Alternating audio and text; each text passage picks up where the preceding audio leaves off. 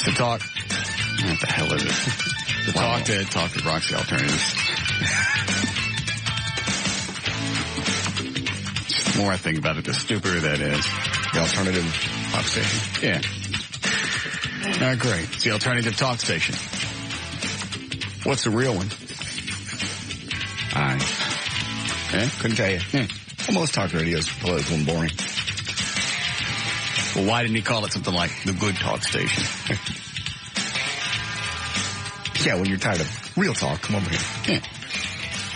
It's alternative talk. Just calling it that sounds gay. I don't like it. Okay. Well, we don't use it, so. Good. All right. Anything I need to know before we get started? Nope. Everybody dandy? Everybody's wonderful. Okay. I forgot, Everett. Are you coming to the party Sunday? Yes. Okay. Couldn't remember if I got a response or not. Yeah. Oh, yeah, I'm there. Are you bringing Jugs? Yeah. I like her. Yeah, she rules. She's also funny when she gets drunk. Oh, good. She doesn't really. She stopped altogether? Altogether. Yeah. Why? She just did. Where's your band going to set up, by the way? Living room? I don't know why. Just wondering. Just thinking about it the other day. What else do you want me to bring? Anything? Bring all the alcohol. Okay. Bring drinks for 80. Okay. I got the other 50 covered. I just don't know if I want to serve. Why do my headphones sound funny? Anything sound funny to you guys? Nope, that's fine. Mics still sound different? Nope. Were the engineers in here? Yes. Then something's different. Very possible. I don't know what it is. I'll figure it out. What were we saying? Party? What about it? I don't know. You don't know if you want to serve alcohol. Oh.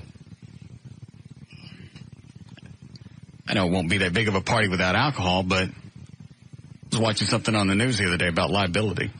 Somebody gets plowed and leaves your house. That's true. Yeah, you're right. How responsible am I, Everett? Depends on the jury, quite frankly.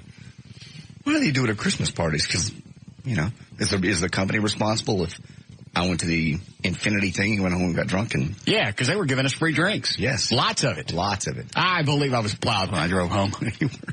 Well, you know, the criminally negligent homicide statute in Texas is extraordinarily broad and very dangerous because it basically can make you culpable for a killing that results just because you presumably knew or should have known that your conduct could have resulted in the death. I have just figured out Everett's problem just by listening to him talk. What?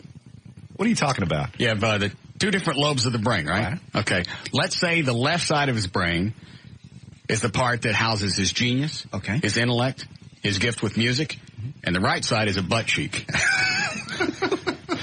What? Because that's very scientific. All the intellectual stuff comes from this side, right? And he can recite and quote and everything that you would need to know from the legal system, but he can't translate it to normal people. Well, he's used to talking legalese. That's what he does every day. Well, that's what I'm saying. He's got the intelligent side, and then the right lobe is a butt cheek. Well, here's the deal. I mean, and I think that's why Eddie laughs at Everett, because he'll say something, not necessarily funny, but just the fact that it came from him. Yes. Made it funny, and that's the butt cheek talking. I see. Am I close? Exactly. See? You got it. Thank you. I'm sorry, Everett. Go ahead. Wow. Continue on with your fabulous dissertation. Well, I think that was pretty much it. But I feel I should add a little to something you've said, which is, in order to be precise, it's important to elaborate. And I know you like to summarize and think that you've covered everything that there is to be said, but that's not always the case. And law, if nothing else, is about precision and about speaking correctly and saying what you mean. I understand that, but it takes you too long to get to what you need to say. Well, no. I think just all the learning and all the schooling that you've gotten, you've remembered it one way, and you don't really know how to translate it to us. You know how to recite what you know. You don't know how to actually make us understand it.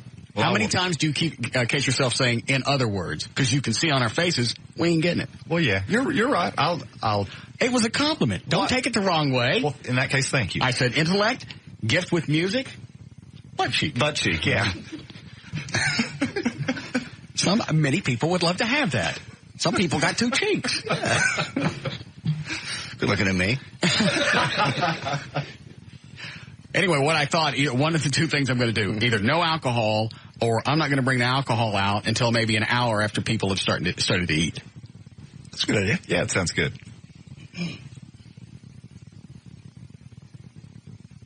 Plus, that also keeps them from getting, irritating. Yes. Well, it's amazing. I mean, on the same subject, there is a trial, I think it ended last week on Court TV, in which a guy was tried for something similar to criminally negligent homicide, whatever the similar statute is in that state, and tried because a friend of his was DWI, got arrested. He went down to pick him up at the jail. The police released the guy from jail to the guy that got tried, who in turn dropped the drunk guy back off at his own car, who then drove and got in a head-on collision and killed someone. They tried the guy that picked him up and took him back to his car for criminally negligent homicide. Was he drunk when he got bailed out? Yes. Okay. But, that clearly is... Well, he shouldn't have turned him loose back at his own car. Well, yeah, but, how far back do you want to carry it? The first people that screwed up were clearly the police. The police for letting the guy go. They knew, if you want to use the same analysis, they knew or should have known, drop this guy off back out in the world, let him go with his keys. He could drive. That's a reasonably foreseeable consequence of that act. I agree. I didn't think they let you go till you sobered up. Yeah, I didn't either. They did in this case. Wow. Presumably because I thought, they thought that the guy that picked him up would just take him home, I guess. But, they didn't know that for sure, and clearly it didn't work out that way. Yeah. Guessing doesn't always work out. No. So the cops held no responsibility for this? Oh, no, they went after the guy that dropped him off at his car.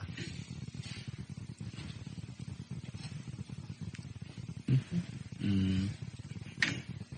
I'm really surprised that they gave us drink tickets at the company party. I am too. Because they didn't, remember how they didn't want to have the birthday party here at the station for me? Right. Because Siebert was worried about the liability. Yep. But then they have the entire Infinity chain all at the great big party, and they're handing out drink coupons. Mm-hmm. Wouldn't that make them liable if I did something on the way home? Well, but Siebert doesn't take the full brunt of the hit. Oh, I got it. Infinity would get that one. Yeah.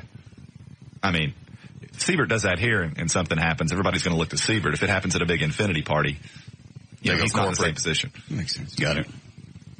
But you still think the same thinking would apply? Absolutely. The corporate would say, we're going to have this, but we're not having an open bar. Yeah, it's risky. Yeah. Yes, Ann?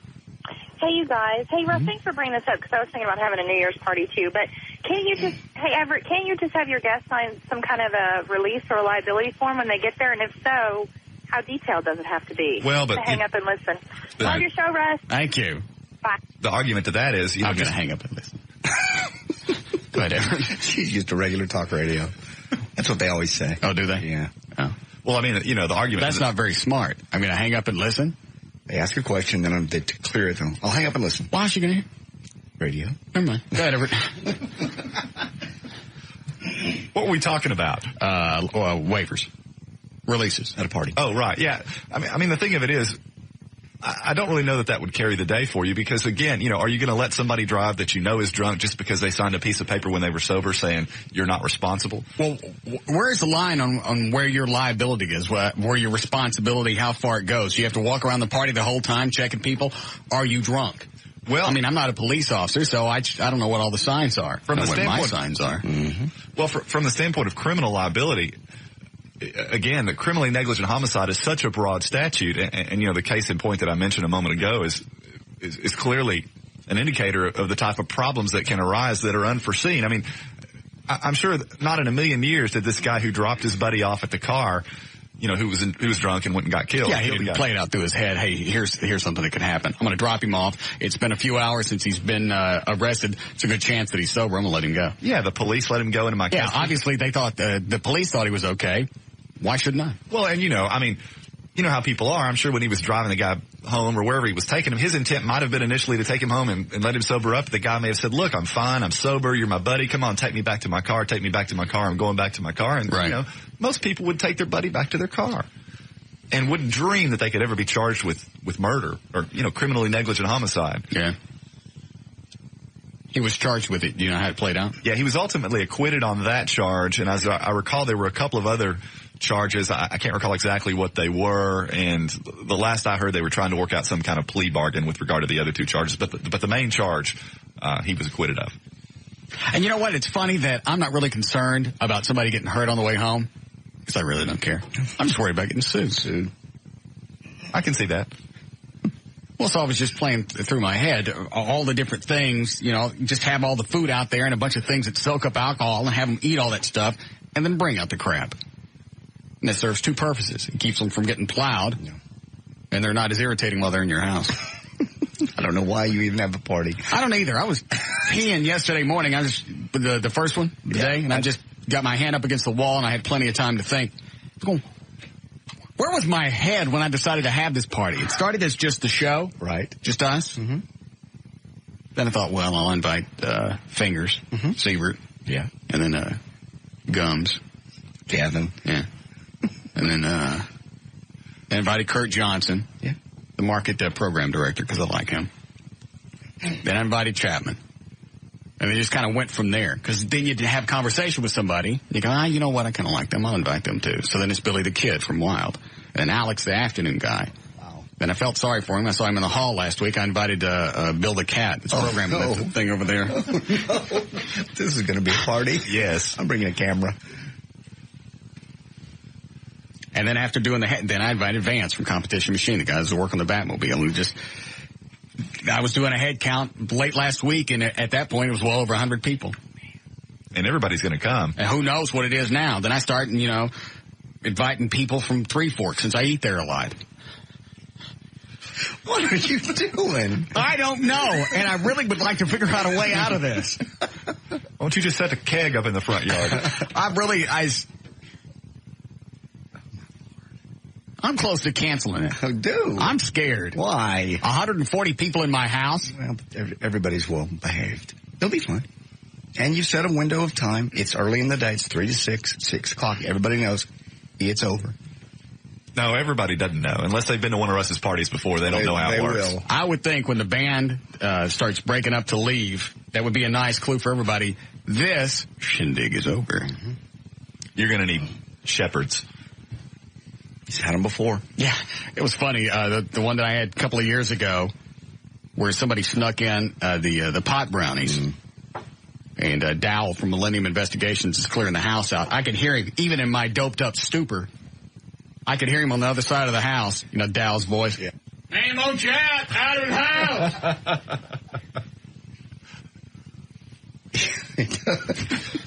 Turning out lights, shoving people out the door. That's what I like about Dowell. Good night, bye. Yeah. Very pragmatic. Well, it's just funny. Like I said, and I had,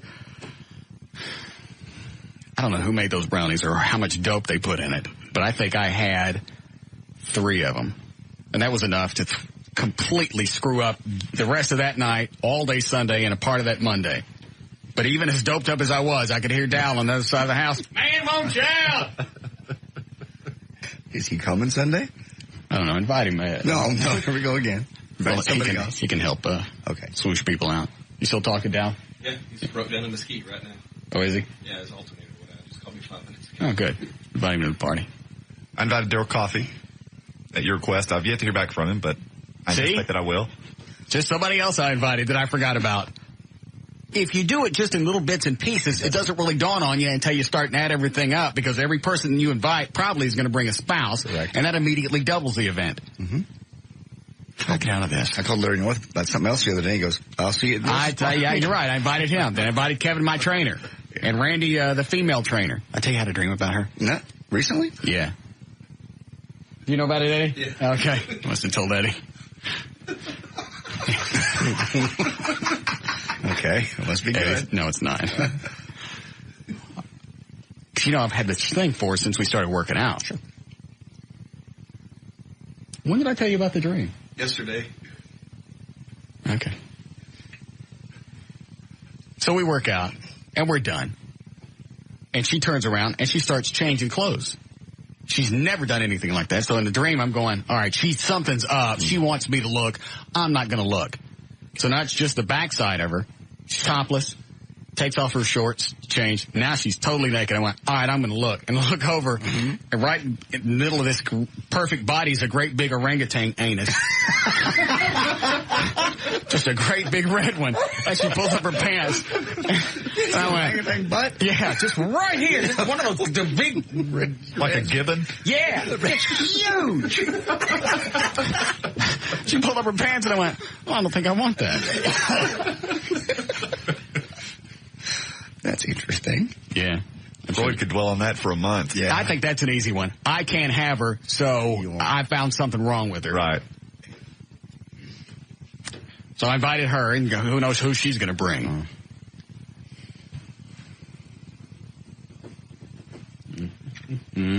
Yes, Mike? Hey, you said that's about, 140 people you invited? Yeah. Say everyone, say they pair up and ride in cars, you're looking at, 70 cars? Now you need a valet. Thanks. What do those cost? I don't know. I don't know. You probably get one for a few $100. Yeah, a lot more on tips, too. I'm already paying $700 for the band. And all the money I'm throwing out on food? Shut up, John. All the money. Well, I got to pay for plates and stuff. Oh, okay. What do valets charge? I bet you could get a service for a few $100. Now, are they liable for the cars if they dick them up? Yeah, they got insurance. Most of them do. Yeah, The yeah. legitimate ones do. So I'm not responsible. No, you'd be fine. Your neighbors are going to have a cow, though. Screw them. Somebody had a party in front of my house last week, parked all in front. Well, and you know what else? Because you've invited so many people, there are going to be people out there that you're going to think, I can just show up, and Russ will never know the difference. Yes, the hell I will. I know who's responded. I know who's coming. Okay. There will be one straight face, and I'm on it. You need to be ready for that. I will. I forgot about the cars. Back in the Stevens and Pruitt days over at the Eagle, Jim Pruitt used to have Christmas parties, and he would hire armed security up front to make sure nobody got in, everything was safe.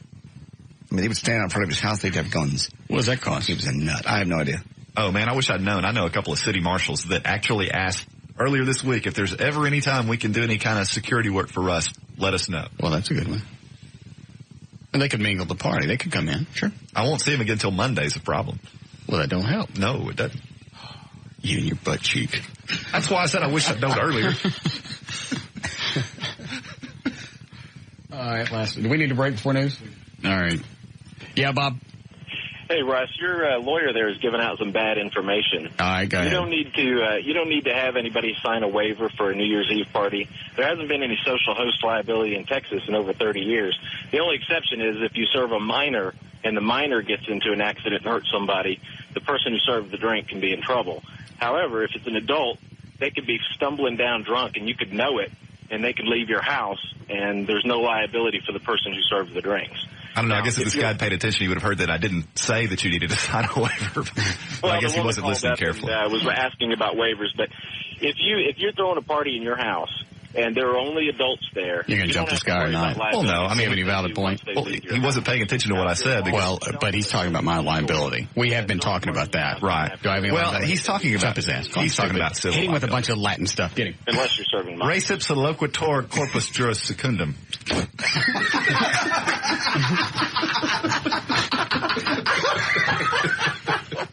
Jesus. I don't know if that sounded funny on the air, but it looked funny. Somebody just got double teamed from law school in Pleasant Grove. Yeah. Well, he was speaking more to the civil end of things, and I think I prefaced what I said with, I'm talking about, do that spit thing again. Oh, he will now that he started. All right, go ahead. I think this guy was talking more about civil liability, and what I said is, well, either way, I want to know what my responsibilities are. I want to be a good host. I want to make sure that nobody, leaves and gets hurt. And I also don't want to get sued. Right. Well, and you can only be so. There's a word. Reasonable. Well, careful. Yeah, running around the house. You can only police so many different areas. Right. Well, I think your idea is a good one. What was it? Wait to serve alcohol until the last hour of the party. Well, the other thing is, not not everybody's going to show up, right at 3. And if I wait till, 5 o'clock to serve alcohol, people might start binging. Well, that's true, too. Just cancel. I'm going to remind you of this next year. When you bring up the Christmas party, I'm going to say, mm-mm. Well, if I could just have kept it to the 10 of us, because that's really kind of where it started. You and Joy, Everett and Jugs, Eddie and his wife, O'Malley and his new wife. Mm-hmm. That was pretty much it. Me and whomever. Every time you saw somebody, you invited them. Making yourself miserable. Yeah, that's good. Was that Willie from LeBaire, the owner? Hi, Willie. Hey, this is JD or Russ? Russ. Hi, buddy. How you doing? Good. Merry Christmas. Thank you, sir. Listen, I was listening to you, and you did me a square, so you're my friend. I'll send my valet company over there. They got $1 million coverage on their policy. They'll park all your cars free. So, hey, what are you doing? What are you doing Sunday? Come to your party, I guess. Yeah, why don't you come over? I had to ask him. He was on the phone.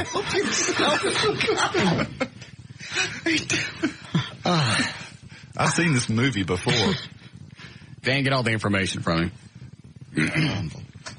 So, am I free and clear if somebody valets?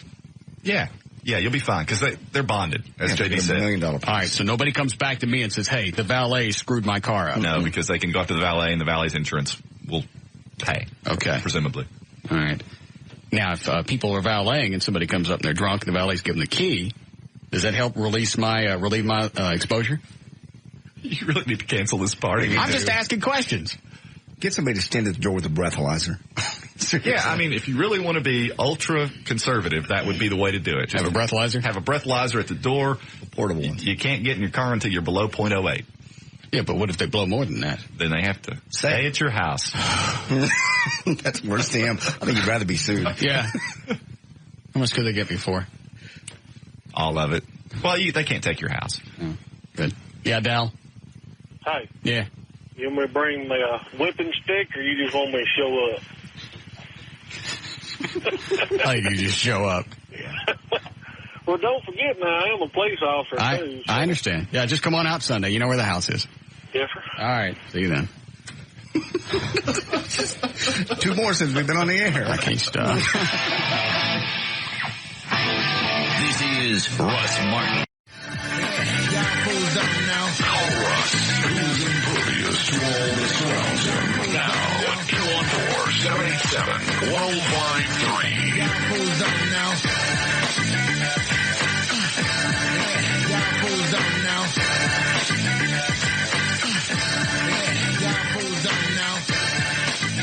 All right, so I got the valets. That's covered. Yep. And you're sure I'm not responsible for anything? You'll be fine. All right.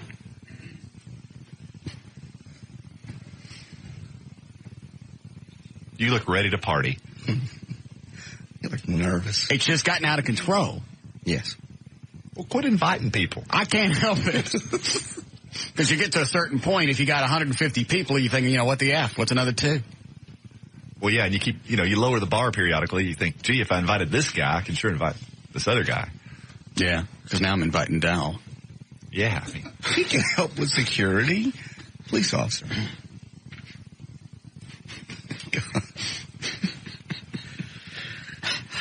He's dandy at clearing the room out. Yes. Yeah, Larry? Hey, who's I speaking? This Russ? Yeah. Russ, man, you might as well go invite one more.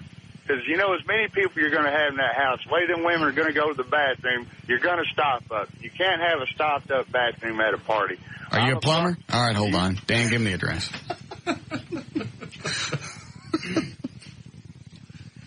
He's got a point. Maybe I should put some porta potties on the side of the house. No. Well, that would go over big in your neighborhood. What do I care? By the time the homeowners association sends me a letter, they're gone. Sounds great to me. Why not? Yes. Oh, we could put them in the backyard. Backyard? Yeah. Well, nobody will see them there. Yeah, you're right. I think it's funny to have them just along the side of the house. This is going to scare the neighbors. Yeah. Oh, yeah. Very much so. Especially when Dan Kiley gets there, the guy from Wild 100, Bill the Cat. Yes. You ever talk to him up close? Never have. Don't? Why? He spits. Does he really? Yeah. Because he was talking to me at the Infinity Christmas party. I sure like to hang out with you. One of those guys. Yeah.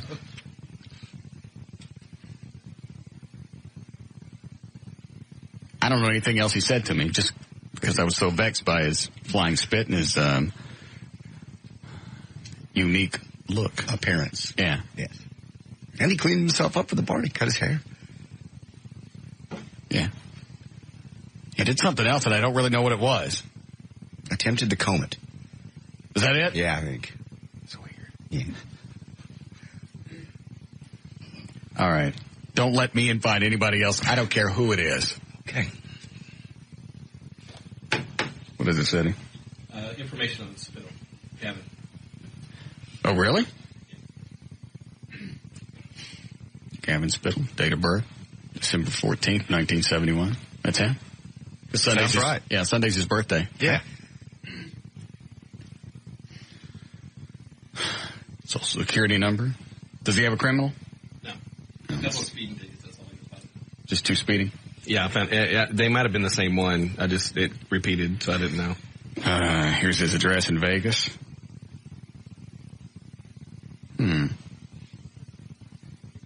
That little house. Did he? Yeah. It's too bad. School district.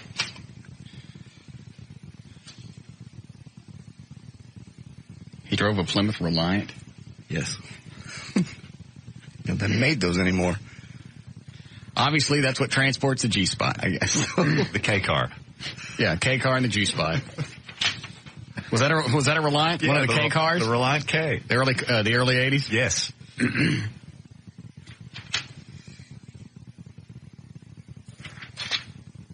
What are all these addresses? Those are just addresses he's affiliated with. Okay. How many pages here? I believe right at 30.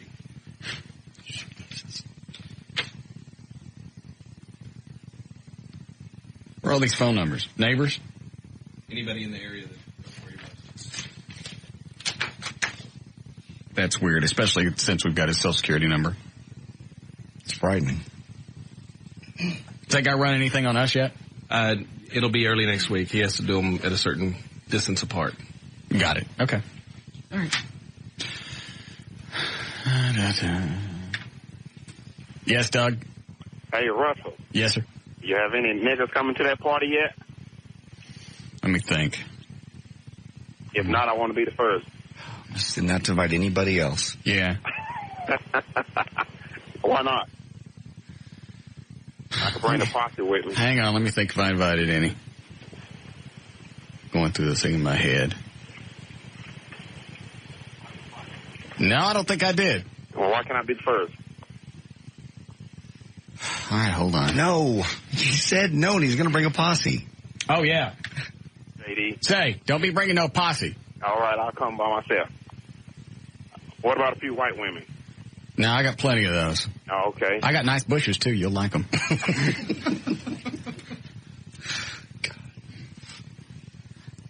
Jump out of the bushes. I understand. Scream, hooba stank. Wow. Should be quite thrilling on the way to the porta potty.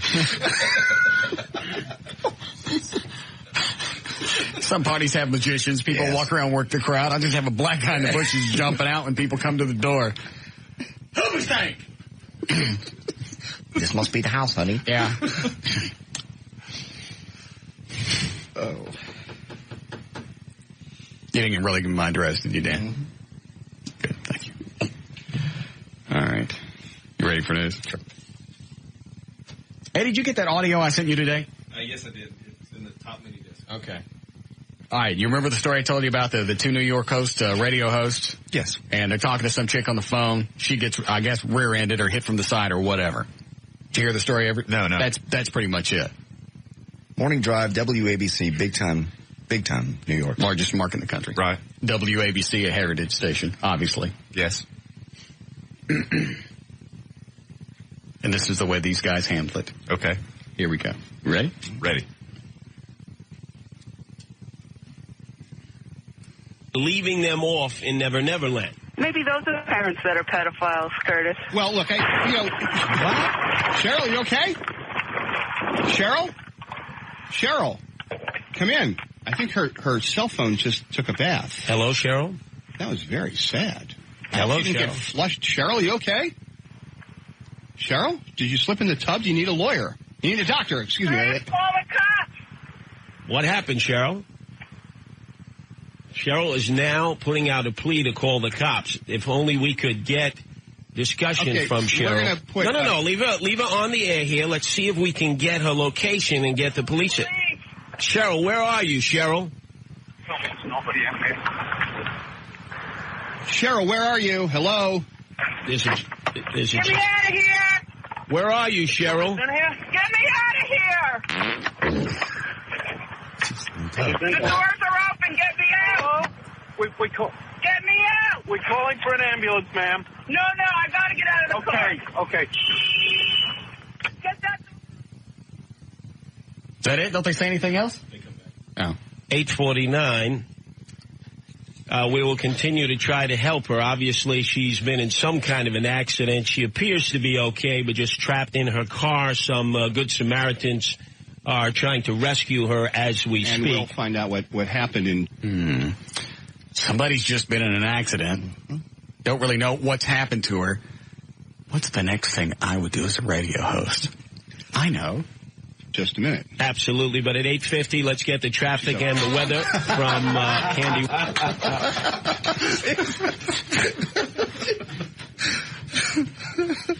Seamless. Yeah. Wow. I just sat there with my mouth open and listened to that over and over sitting at the computer. Cheryl, she's putting out a call. The police. We could just get a discussion. Who talks like that? Do they talk that way in New York? No. I don't know. Broadcasters don't. Who are these guys? It's obviously one of them's Curtis. The other one's something else. Oh, that's funny. Listen to the beginning again. Those are the parents that are pedophiles, Curtis. Well, look, what? Cheryl, you okay? Cheryl, come in. I think her cell phone just took a bath. Hello, Cheryl? That was very sad. Hello, She didn't get flushed. Cheryl, you okay? Cheryl, did you slip in the tub? Do you need a lawyer? I'm going to start using that. Cheryl, come in. I'm talking to somebody on the phone. Okay. Yes, go ahead. Come in. Lawyer. You need a doctor, excuse me. Call the cops! What happened, Cheryl? Cheryl is now putting out a plea to call the cops. If only we could get discussion from Cheryl. No. Leave her on the air here. Let's see if we can. Oh, let's leave her on the air here because we are on the edge of Rec Radio. Yes. We're 2 inches from being out of control. So leave her on the air. It's riveting radio. Get her location and get the police. Cheryl, where are you, Cheryl? Cheryl, where are you? Hello? Get me out of here! Where are you, Cheryl? Get me out! I can't listen anymore of that. You get the idea. Thanks, Eddie. And that's what they do with drama. Imagine just day to day. Yeah.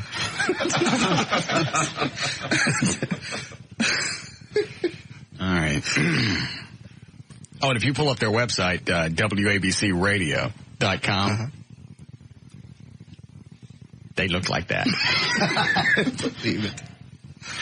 One of the guys is one of the founders of Guardian Angels. Oh. Not that makes any difference. How he got on the radio, how he ran around, went from being on the streets to getting on the radio, I don't know. And the other guy, I don't know who he is. No clue. All right, here we go. You ready? Sure. Did you do a legal ID, Eddie? All right.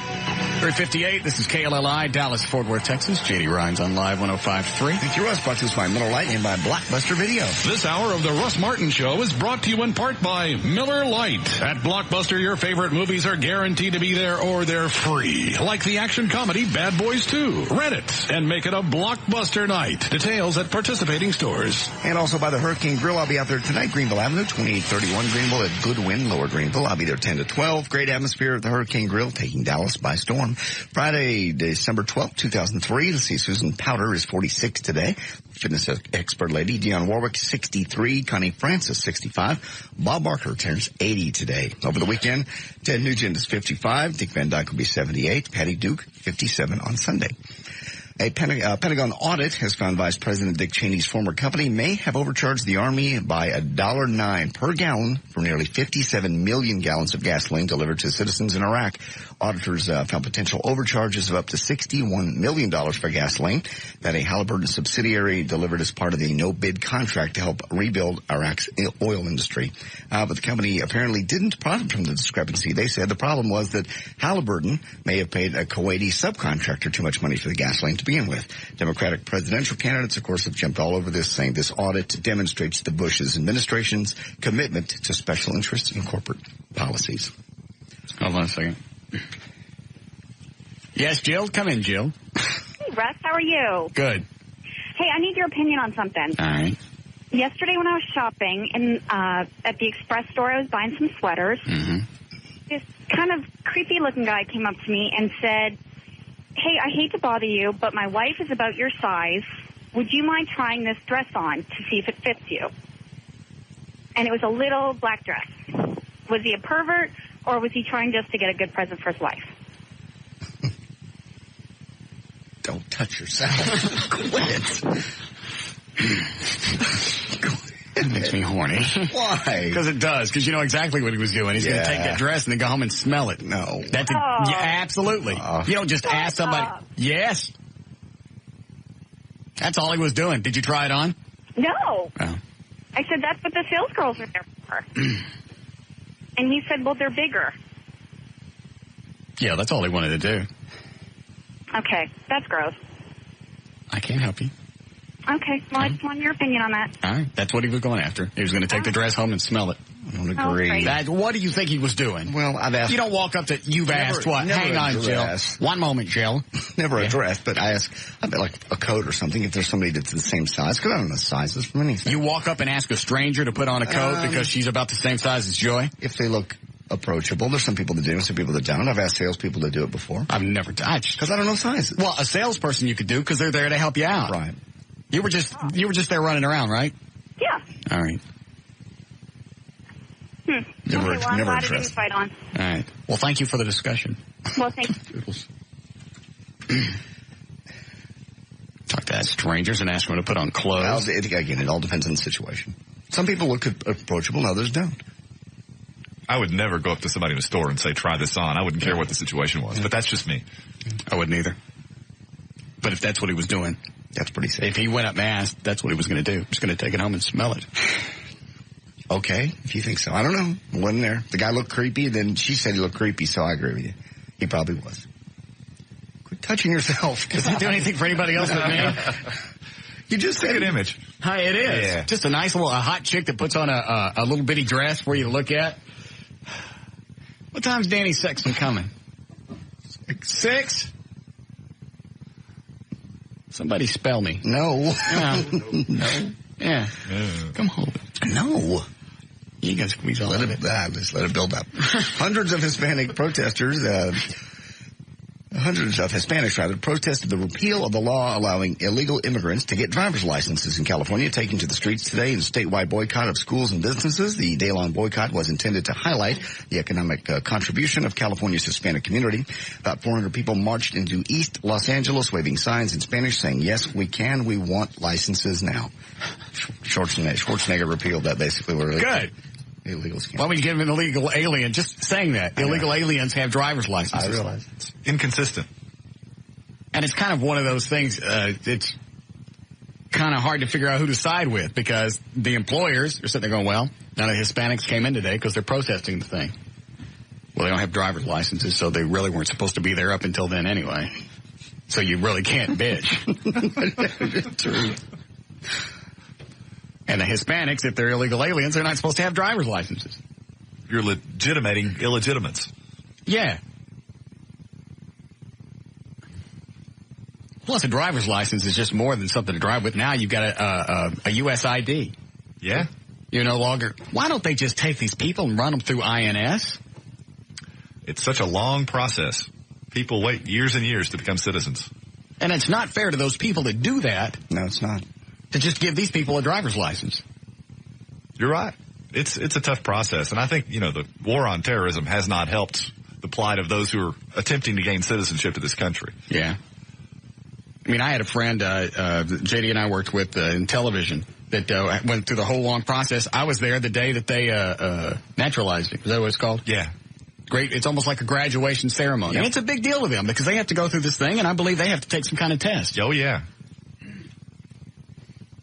Why is it they have to do that, and these other people think, well, I can just skip to the front of the line. I don't have to do anything. And I want all the rights and privileges that come along with being in this country. It's not fair. Why is it you think that you're better than these others? You're right. There is no explanation. Mm-mm. You're right. Come in, John. Okay, thank you.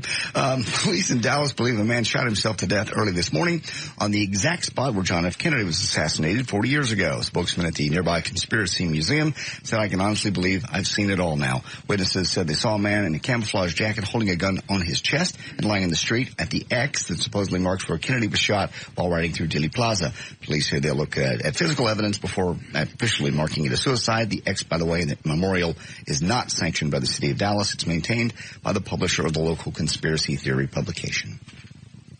What time today did that happen? Before dawn, they said. Why do you ask? I was down there today, and I just always miss the good stuff. It was very at first the cops got there, they thought he'd been hit by a car because he was laying in the middle of the street, and then they shot him down. I see. Hold on. Yes, Troy? Hey, Russ, guess what, man? Since that lady called in, something similar to that happened to me about a month ago, man. What's that? I was in Dillard. And a very nice-looking blonde-haired lady came up to me and asked me to try on a pair of briefs. She said that she wanted to see if her husband would get the same fit. Quit touching yourself. What is the matter with you? He's making me horny. Well, hey, when I tried it on, Russ, guess what? It didn't fit? She said that her husband wouldn't get the same fit out of it because I was a little too big for her in the front. So, she didn't seem try on the underwear. What? I don't know. I don't really care. Okay. Quit touching it. Stop looking. It's hard not to. Greenville businesses and neighborhood associations have teamed up for more security in the area now, and the results start tonight. Businesses have reportedly pledged about $20,000 over the next 6 months to fight crime. The extra muscle is called Extended Neighborhood Patrol, or ENP. The members will be out this weekend responding to 911 calls and helping Dallas police fight crime. What are you laughing at? I know what you're doing. ENP don't stand for Extended Neighborhood Patrol. Yes, it does. No, it doesn't. I'm looking at the story. NBC5eyes.com. ENP. Go to the next story. All right. I'll tell you, that ain't what it stands for. That's what it stands for. No, it doesn't. The day after defensive end Ebenezer Ekuban criticized him for the manner in which he was benched against the Eagles, Bill Parcells says he didn't care. He's not passing out apologies. I don't feel compelled to tell them everything, the coach said. If I wanted to be a nursemaid to these guys, I wouldn't have any time to do anything else. They all have certain problems. What they need to do is decrease their sensitivity level and increase their aggressiveness for Sunday. What? Nothing. Ekuban, who started the first 12 games of the season, showed up at his locker. Isn't that a water pill? No. Say the name again. Ekuban? That's a water pill. Is it? I don't think so. If I'm mispronouncing it, somebody will tell me. He showed up at his locker basically and just found his equipment was gone. It was missing. So that was their way of telling him he wasn't playing today. Maybe they had that ENP enforced. No. And he just said he thought it was done in a very classless manner. It's the first time that in his pro career he was inactive when not hurt. And after saying he didn't have to explain himself, Parcells went on to say, I take extra players to the games in case somebody gets ill. Huh. Yeah. Like an extra pair of socks. Right. In case you walk in something. Right. But, not bringing his equipment along was kind of tacky. Michael Jackson's brother said the pop star was... Yes, Tracy. Oh, hey, Russ. I want to go to your party. Why? Because I think it'd be fun. I don't have a date. You don't know what this chick's like. Quit inviting people. I haven't invited her yet. I'm just getting to know her. How old are you? I'm 20. I could be a designated driver. Less liability for you. I don't need a designated driver. I live there. Well, for anybody else. Yeah. Where do you go to school? I go to Collin County Community College. God, that makes me horny to have that as an opening line. Where do you go to school? I know, it does. Aww. It does. I know. Quit touching it. Stop looking. Do you have a fake ID? Yeah. Yeah, she's got a fake ID. Yeah. Send me where are you right now? I'm at my house. Oh, obviously you're close then. Where is that? I'm sorry, it's in Plano. Okay. I'd need to see you first. Well, what do you want me to do? Why don't you shoot down here? Where is that? Hold on, Dan. I'll give you directions. And line 2. Give her directions here, not to my house. He just gave me the face like, yeah, do it or not. Don't be giving out my address to any black people that call. Why? Oh, you don't want. Okay. It'll be a good time. Good part. No more people. You told me to make you stop. I haven't invited her yet. Okay. Michael Jackson's brother said the pop star was physically mistreated while in custody at the Santa Barbara Sheriff's Department. Department officials, of course, dispute the claim. Jermaine Jackson said in a TV broadcast Thursday that his brother has proof that he was very much mistreated. He declined to give specifics, saying the pictures will show you everything. Spokesman for the Sheriff's Department said the singer was treated with courtesy and professionalism throughout the process, and no complaint had been filed. The singer was booked after arriving at the Santa Barbara airport in a private jet that rolled into a hangar, and then he got in the cars and left. But they haven't said what he did? Nope. I mean, what was done to him? No, the pictures will show it all. That's all he says. He wasn't in custody long enough to take too much of a ask around about his people, what in the world was going to happen. Yeah. Yeah, his lawyer was there. I know. Well, who was it for the speaking for the family? Jermaine. See the one with one nut? Or is it Tito? Tito's only got one nut. Does he only have one or 3? He only has 1. Okay. I didn't know that. One nut Tito. Huh. Tito one nut. It's like an Italian mob name. Yeah. A lot of celebrities in trouble all at once. Yeah. You got Jackson, you got Rush Limbaugh, you got Kobe Bryant, Courtney Love, Lane Campbell, Martha Stewart, Robert Blake, Robert Conrad, Phil Spector, Jason Williams, the basketball player. Is he in trouble for? I think involuntary manslaughter. Okay. The deal where he was basketball player, center, I forget what team he played for, went to broadcasting, and then I think went out with some of the Harlem Globetrotters. They went back to his house. They were fooling around with a gun. It went off. One of them died, and then he tried to cover it up. Killed the limo guy. Oh. Somebody else is in trouble right now. Well, the big Scott Peterson trial, he's famous only because of what he allegedly did. That doesn't count. Yeah. I think Tyson's in court. Is he? Well, he's got that misdemeanor assault and aggravated. It's something else. I know. You already said Bobby Brown, didn't you? No, I didn't. Yeah, forgot about that. Out. He's not going to get anything for smacking her around. I think that's his first. I think it's the first time the police have come out because he hit Whitney. And you could tell halfway through the 911 call, she went, oops, I made a mistake by calling. She sounded trashed on that, and then they went, well, all she had to do, if right in the middle of it, you decide that's not what you want to do, hey, I think there's somebody outside my house. Yeah. And just leave it at that. She wasn't thinking clearly at all. No. Hello? Russ? Yes? Russ, can I come to your birthday party? Yes. Yes? Yes. Bye. Of course, that's next October. Yes. Ozzy Osbourne stopped breathing and his heart stopped beating for more than a minute after he crashed on his all-terrain vehicle this week. Sharon Osbourne said a security guard was the one that resuscitated the rock star. Osbourne fractured his left collarbone, 8 ribs, and a neck vertebra in Monday's accident at his estate. He underwent emergency surgery after the crash to restore the flow of blood to some damaged blood vessels. He's been on a ventilator and intensive care since. Sharon Osbourne reportedly said doctors did not know yet whether there would be any long-term effects. And in the audio, let's see, Something's Gotta Give opens up in theaters today. You want cut number 1? It's Jack Nicholson. He was asked how his character's heart attack is treated in a comedy. Something's Got to Give. There you go. How we doing, Eddie? All right. This movie, the guy has a brush with mortality through having a heart problem. And in drama, you would play that heart problem or you'd heavily underscore the performance with it. In comedy, I found, in As Good as It Gets, that more disease, less laughs.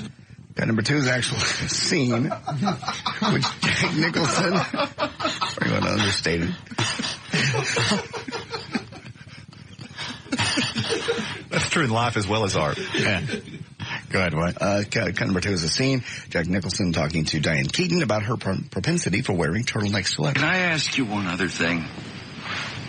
What's with the turtlenecks? It's the middle of summer. No, seriously. Why do you care what I wear? Just curious. I like them. I've always liked them, and I'm just a turtleneck kind of gal. You never get hot? No, Never. not lately. Something Gotta Give. That's in theaters. Also, let's see here. Stuck on You opens up in theaters today. Cut number 3 is Cher. She's in it. She admits she had second thoughts about being in Stuck on You. I just lost all my confidence and thought I am never going to be able to do this right. And I called my agent. It was the night before I was supposed to go. And I said, I have to get out of this movie. I have to get out of it. And she said, why? I said, I'm just not going to be able to do a good job. I still haven't figured out how I can play myself and not play myself and also play myself and read dialogue. And Shut up. All right. Hold on. What is it, Stephen? What's on that Christmas party? What, do you want to just move in with me? Move in with you? Yeah. I can't, Stephen. I've invited too many people to the party. Wes, are you kidding me? I've got too many people coming. Wes, that is hurtful. I'm sorry, it's what? That is hurtful. Well. Can you hear me? No. Wes, that is very hurtful because... Okay, Stephen, come in. Yes. Are you there? Wes, we do a lot of things together, and I'm really going to be hurt if I don't get to come to your party on Sunday. I understand. And that's it? I understand your pain. Understand what? You're going to let me come to your party? No. I understand you're a bastard, Russ. We're having our first back door. Are you going to let me come? Russ? All right, you can come. Oh! You're really not a bastard. It's not in my butt. Nicely separated. Thank you. All right. And let's go right on with this. Got number 5. Move on to that. It's a scene in which Greg Kinnear and Matt Damon chat with their new neighbor who finally notices something unusual about them. Our first California sunburn. We're official. And where are you guys from? Massachusetts. Bob here's a lover/girlman, and I came out to give acting a shot. Oh, my God. I'm an actor, too. Oh, yeah? You're an actor? Yeah. Well, no. I mean, I want to be one. Right now, I'm just kind of a lingerie model. Oh, my God. So am I. No, he isn't. You guys are going to love it here at the Star. I've been here like 2.5 years, and... Hey, you guys are stuck together. How could anybody look at this script and go, let's make this? And is this the Farrelly brothers? Yes. Well, they don't normally do stuff like that. Cher, Greg Kinnear, Matt Damon. It's Weekend at Bernie's with 2 guys stuck together instead of somebody being dead. Well, it's Dumb and Dumber. Yeah, stuck together. 3 or 4, yeah. Dumb and Dumber. Jeez. Even some of the inflections sound like the characters from Dumb and Dumber. All right, guys. That's this weekend. All right, there's news and information. I'm J.D. Ryan, live on 105.3. This is Russ Martin. Who's this from? That's one of the sales chicks. Which one?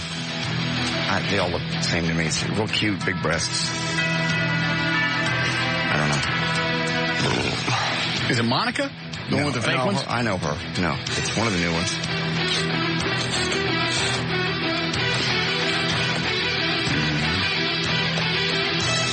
Season's greetings. Happy holidays. I look forward to working with all of you. Just can't wait to get started. Carrie. Okay. Is that the one with the boyfriend? Tell her to leave me alone. But she's cute. She's very cute. How you doing? Something must have fell out. Expecting a gift? Yeah. Maybe it's in the envelope. No. Nothing in there. Let me try the card again.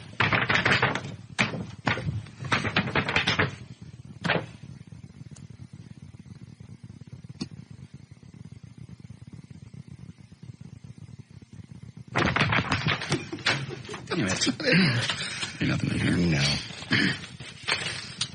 Oh, you love this too. Back by when down the restroom, when the sales guys coming out of the kitchen, just casually, like that 9 foot away yelling thing. Hey, what time is Russ's party on Sunday? What does he care? I have no idea. I went in the bathroom. I just kind of waved at him and went into the bathroom. What time is Russ's party on Sunday? What do they care? I think they think it's a station event. It's not a station event. It is in no way, form, or fashion a station event. I understand that. What time? I just laughed and waved. Come on. It's one of the new guys. The one with the little goatee thing. Kind of heavy set. He was at that deal at Spango. Oh. No. No, there will be no salespeople. I understand. Unless I'm banging them. Mm.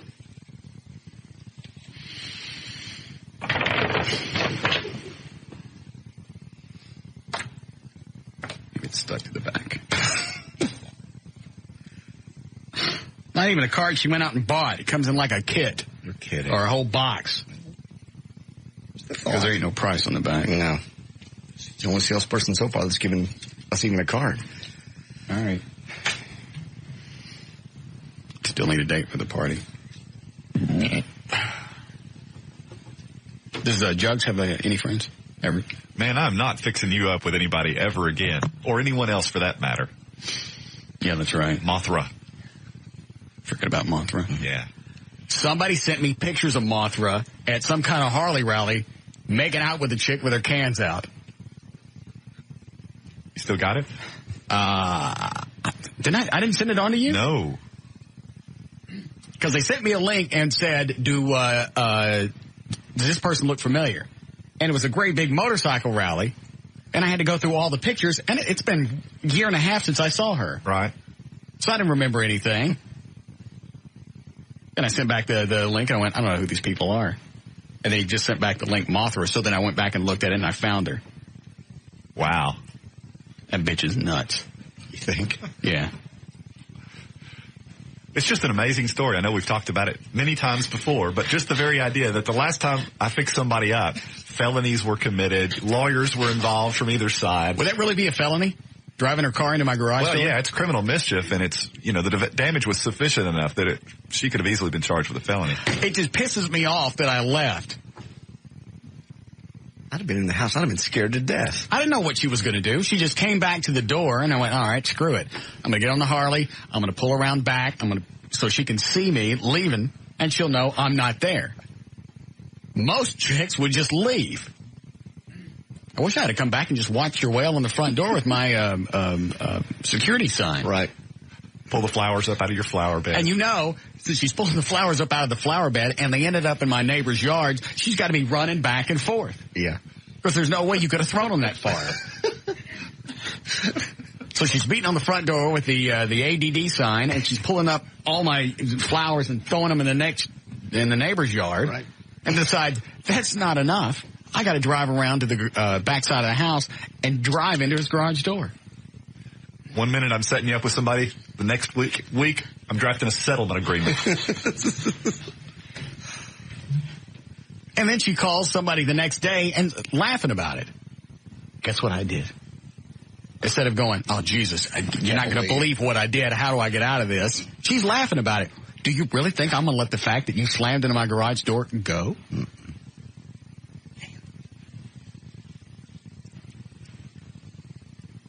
So no poon for you. All right. But what? Well, what about that chick that called in a little while ago? Maybe she'll come 20-year-old? Yeah, maybe she's hot. She sounded cute. I got the model chick that I could bring over that we've talked about before, but something about her irritates me, and I can't put my thumb on it, and I'm tired of telling the story. She's really hot. She doesn't want any kids. She's got a good job. She's perfect. I can't. She's got a great body. She's 33 and got an absolutely perfect body. I don't know what it is about her that drives me nuts, but it does. And I forget when she's gone, then I get her back over at the house, and it reminds me. And it's enough to where I don't want to have sex with her. God. You got to be kidding me. No, he's dodged her twice. I mean, last Saturday she came over after a Christmas party. Already had a couple of drinks. Right. I'm cooking dinner. She goes, I see you don't have anything for me to drink. I'm going to go get something to drink. I'll be back. While she's gone, it dawned on me, I don't want her to come back. I don't care how bad I want sex. I put a note on the door and I got the hell out of there. And you can't put your finger on what it is? Nope. It's not her voice. I've told Vance the story 5 times, and every time he looks at me, he goes, what's the irritating part? I don't have an answer. Could it be you rather than her? I don't irritate myself. Well, I don't mean that. I mean, because she does seem ideal, maybe you're just creating a reason not to become emotionally intimate with her, because you have issues with that. No, I want to be intimate. I want to have somebody to spend the holidays with. I want to have, that's been the biggest void I've had over the past 3.5 years. I don't have anybody to spend time with and celebrate the things that I have. Right. But I don't have that. I'd like to have somebody around like that. Well, I know there's a part of you. But I don't want it so bad that I'm going to compromise who comes into my life. Well, of course not. Nor should you. But it just seems to me that if you can't isolate what it is about this person that's problematic, then maybe it's not her. Well, it is. It is. I like to have some of Randy, my trainer. She doesn't get on my nerves. She would after a while. I don't think so she would. bubbly and just so... Well, no, we've had many conversations. That'd be okay. And the distinction is an impediment already exists with Randy because she already has a boyfriend. Yeah, well. So she is already unavailable. You don't need to create something. Okay, I see what you're saying. Let's do traffic here. Hi, Gail. Hi there. No input. I knew it. Okay. Thank you. So what's the attire for your party? Whatever you want to wear. Okay. Casual, doesn't matter. Okay. All right, here we go again. What do you got? Racetrack and Blockbuster. Okay. Your out cue is at participating stores. Racetrack, where the gasoline is 100% guaranteed. They're so confident in the quality of their gasoline that if their gas ever causes a problem with your car, verify it with a certified mechanic and they'll pay for the repairs. Racetrack gasoline is always 100% guaranteed. At Blockbuster, your favorite movies are guaranteed to be there or they're free. Like the action comedy Bad Boys 2. Rent it and make it a Blockbuster night. Details at participating stores. Okay. I'm not going to say anything except traffic. Traffic sucks everywhere. That's the condensed version. 635 westbound at Hillcrest a wreck and at Montfort a wreck. Eastbound at Foresters 1, past that at La Prada. There's another one. I-30 eastbound at Loop 12 Walton Walker, you got a wreck. Westbound 30 past Hampton, there's one. And on the other side of downtown, if you're headed toward Mesquite, eastbound 30 at Winslow. Loop 12, southbound past Northwest, you got a crash. Southbound Tollway at Northwest, also behind that at Royal. In Fort Worth on 35 North Freeway at Western Center Boulevard, the left lane blocked both ways. And in the mid-cities, eastbound 183 before 360, a wreck in the left lane. That's probably enough for now. And bad weather days make for great movie nights. Head to Blockbuster and check out all the hot new DVDs and video games. Make it a Blockbuster night. KLLI said on the Alternative Talk Station, Live 105.3. Thanks, Gail. Going to be 38, more rain, more storms, and clearing out tomorrow. Still kind of cold, though, mid-40s for the high. It's 43 now at Live 105.3. Which email is it? I don't see it. The subject is Tracy. Oh. This is a chick call a while ago? Yes. Picture? Mm-hmm. 2 of them. Let's see.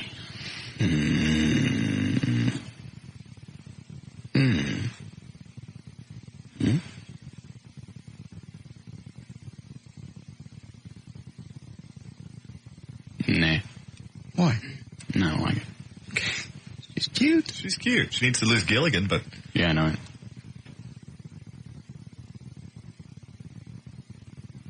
No.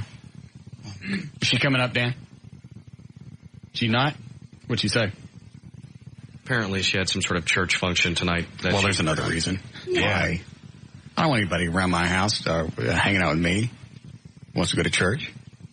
Why is that such a bad thing? Because they're going to want me to go. Not necessarily. Yes, necessarily. Yeah, she'd be a bad influence on you. I'll bet you. And I don't know because I haven't talked to him about it. Would you go to church if your wife didn't make you? Eddie? Probably. Well, she got me into it. Now that I'm into it, yes. but beforehand, no. See? So it turned out to be a positive thing for him. That doesn't mean he likes going. I don't think he does. He just said he'd go by himself now that he's been introduced to it. You like going, Eddie? Probably not as much as we go. See? There we go. It's probably kind of like smoking cigarettes. You know, you kind of enjoy it, but at the same time, there's that element of, yeah. Well, that's Everett's butt cheek talking. Remember earlier, the analogy? Yeah. It's easy with Everett when you know which side of the brain's working. Yes. That wasn't a good side. Go ahead, what, Eddie? No, I was going to say, it's like I've met and really like some of the people there, and I enjoy being around those people, but there's some events that we go to, it seems like on a constant basis. And you would enjoy it more if you went less. Yes. Okay. Well, they go to a lot of events, too. Well, I enjoy it once a week. Then it fits. Yeah. Do you really go every week? Oh, yeah, rare exception. Like I missed the week that I went to the Cowboy game. You forsake God for the Cowboys? I think God was probably everywhere I am, I'd like to think. So why do you go to church then, if God's everywhere you are? Because I can't hear the sermon from wherever I am. That doesn't make any sense. Yeah, well, it's a different thing. If God is everywhere that you go, what's the reason you go to church? To hear. And you chose the Cowboy game over going to church? That Sunday I did. Why? Well, I can also, if I really want to hear this, if it's a series of sermons, like he'll do 3 or 4 in a row that are all the same theme. Right. A, I can buy it, and B, I can listen to it online if I really want to catch up. So why go to church? Because I enjoy the atmosphere. Obviously, you like the Dallas Cowboys more than your church do. No, I go to a concert when you can buy the CD, because it's the atmosphere. Chicks? It is the Chicks. Yeah, sure it is. It's not. Do you take joy every time? Almost. But there are times you go, she's not there? Sure. It's a Chicks. It's not the Chicks. Absolutely. You're trolling for bitches at church. Yes, you are. I'm not. We have a very large single And population. of all the people that I know, you're the one that throws that GD the most when you get rattled. And every time you do that, you know what happens? Yes, I make the baby Jesus cry. Thank you. Guilty? I'm not going to say I don't. I don't like it. I'm sure the black people don't like it either. What? When you throw the whole phrase out. I do not ever say that. Yes, Clifford? Yes, I need to speak with Everett. I have a question, Everett, concerning a legal problem that I have. I want to get something expunged from my record. Okay. A criminal record. Okay. When I was 15, I went broke into a house in Lake Lavon, Collin County, along with several other guys. One of these guys is a probation violator or parole violator from Louisiana. He was picked up, I think, after pawning part of the stuff at a pawn shop in Garland. A cop came by where I was working and asked me, did I know anything How much of this you need to hear? Yes, I did. He asked me to come down to the police station. He's getting to the good part. All right. Hold up your hand when you got it all. I just went down there with the stuff I had from this burglary and turned myself in. And ended up in jail in McKinney for a couple of weeks. I wasn't 15 years old, but I had a driver's license for which my mom had signed saying I was older because I had gotten a lot of tickets for driving. They charge you as an adult? They charged me as an adult, but they didn't know. I never told them that I was not an adult.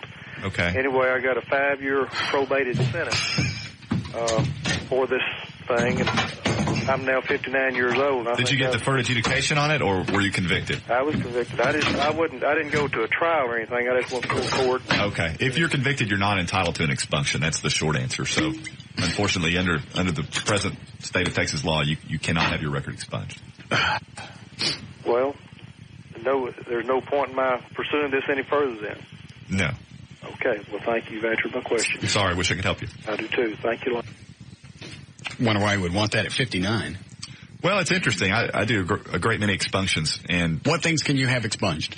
Well, it has to either be it has to be a dismissal of some type, and by that I mean either an acquittal or a dismissal pre-trial on the basis of some defect. Now, there is another remedy for people that have successfully completed deferred adjudication. I know I'm talking about out of the left side of my brain. Yeah. There is another. It's just funny to be able to identify which lobe you're using now. That's kind of exciting. Yeah. And it's so scientific. Yeah, well, it is. Anyway. And as stupid as it sounds, there's some validity to what I said. You have all your intellect in one side of the one lobe, and the other side is the butt cheek. Yeah. Go ahead. Okay. Anyway, if you've had a dismissal by we'll start calling him Lefty. Okay. Lefty.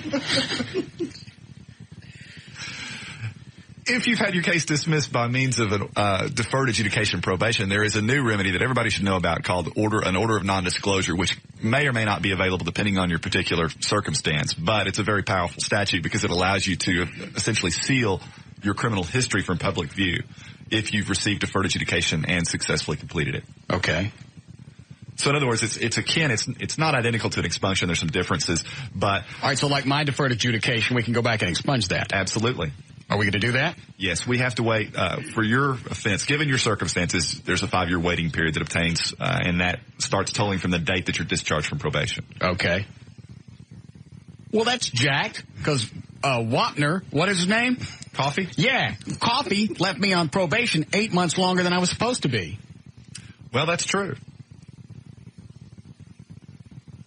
But we can still, it's still a good statute. It's still beneficial. And, in a couple of years, we'll be able to go in, file a motion, and summarily have that record sealed.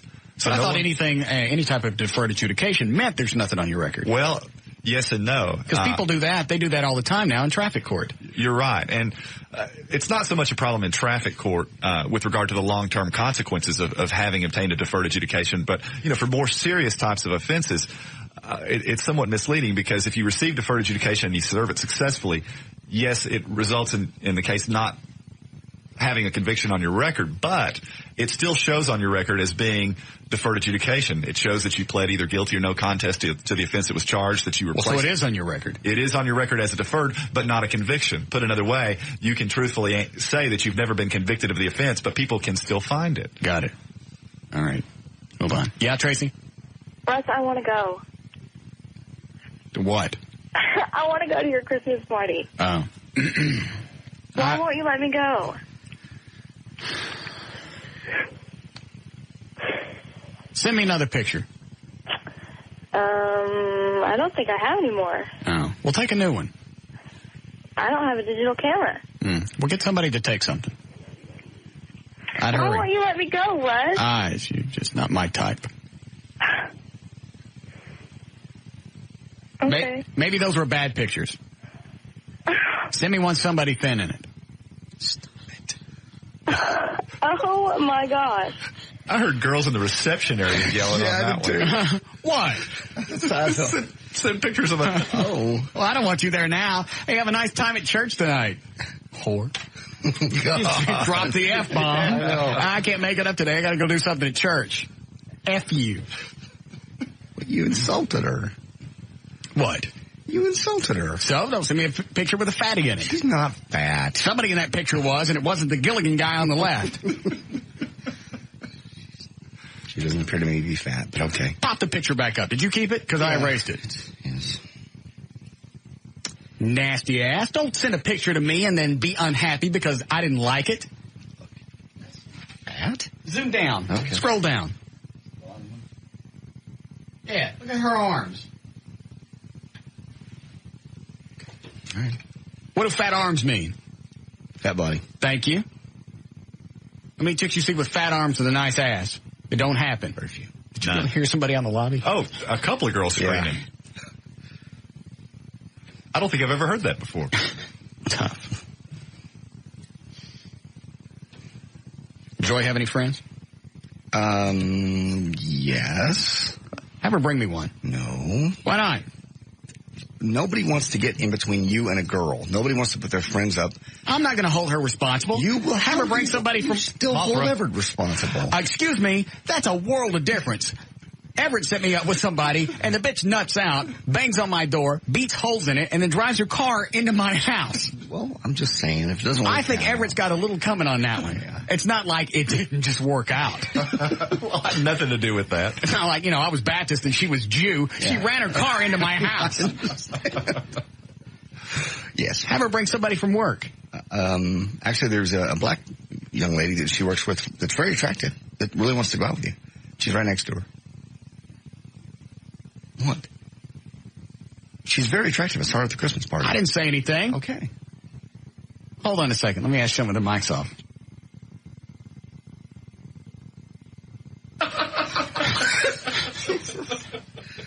Man, I'm kidding. If she's cute, I like you. I don't care what color it is. If she's cute. She's very cute. Yeah. She got a picture?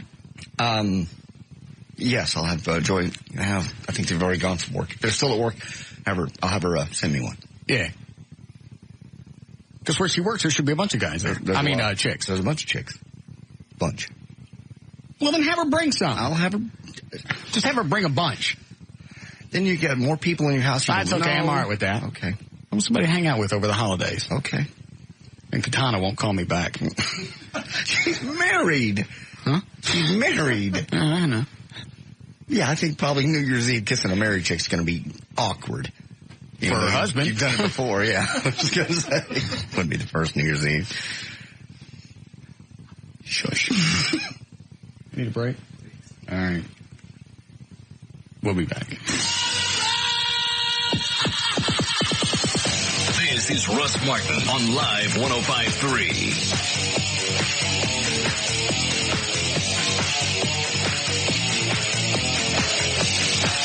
Why didn't you bring that? Quit it. Why didn't you bring that up while ago?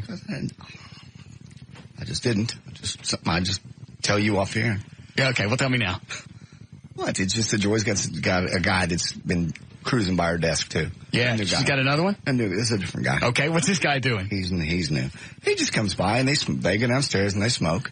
And they're hanging out together now. No, and they already have a bonding thing because they both smoke. They both share a hobby. She doesn't like this guy. He's not creepy or anything. But she goes down and smokes with him. Well, it's a group of people. It's 4 or 5 people. But the weird part was... Isn't that the way this other thing started? Yes. She would go downstairs and smoke with the other guy? But she didn't see this. They already have something in common. What do they smoke? They smoke the same cigarette? No, I don't believe so. They smoke the brand? I don't believe so. I really don't know. They're not Cools. She smokes those little skinny ones. No, but the weird part was that he gave her a Christmas gift. Yeah, what did he give her? He just gave her a really expensive bottle of wine, which was kind of weird to me. I thought that was a little odd. Well, you guys can share it together. Well, it's just a little more than a little candle holder. I'll break. Go ahead. And it's kind of expensive. Well, she doesn't know whether she kind of wants to give it back to him. Yeah, drink it. She doesn't want to hurt his feelings. Well, just keep it. It's a Christmas gift. She keeps it, then it looks like she accepted his gift, and now there's some kind of responsibility to be nice to him, or, she's going to be nice to him anyway. Not necessarily. I mean, she's nice to him, but it's like, I got you. I took your gift. Maybe there's something between us now. Kind of like in jail when you bum a cigarette. Yeah. Now she's his bitch. No. That's the way it works in jail. No, it's not. We're not in jail.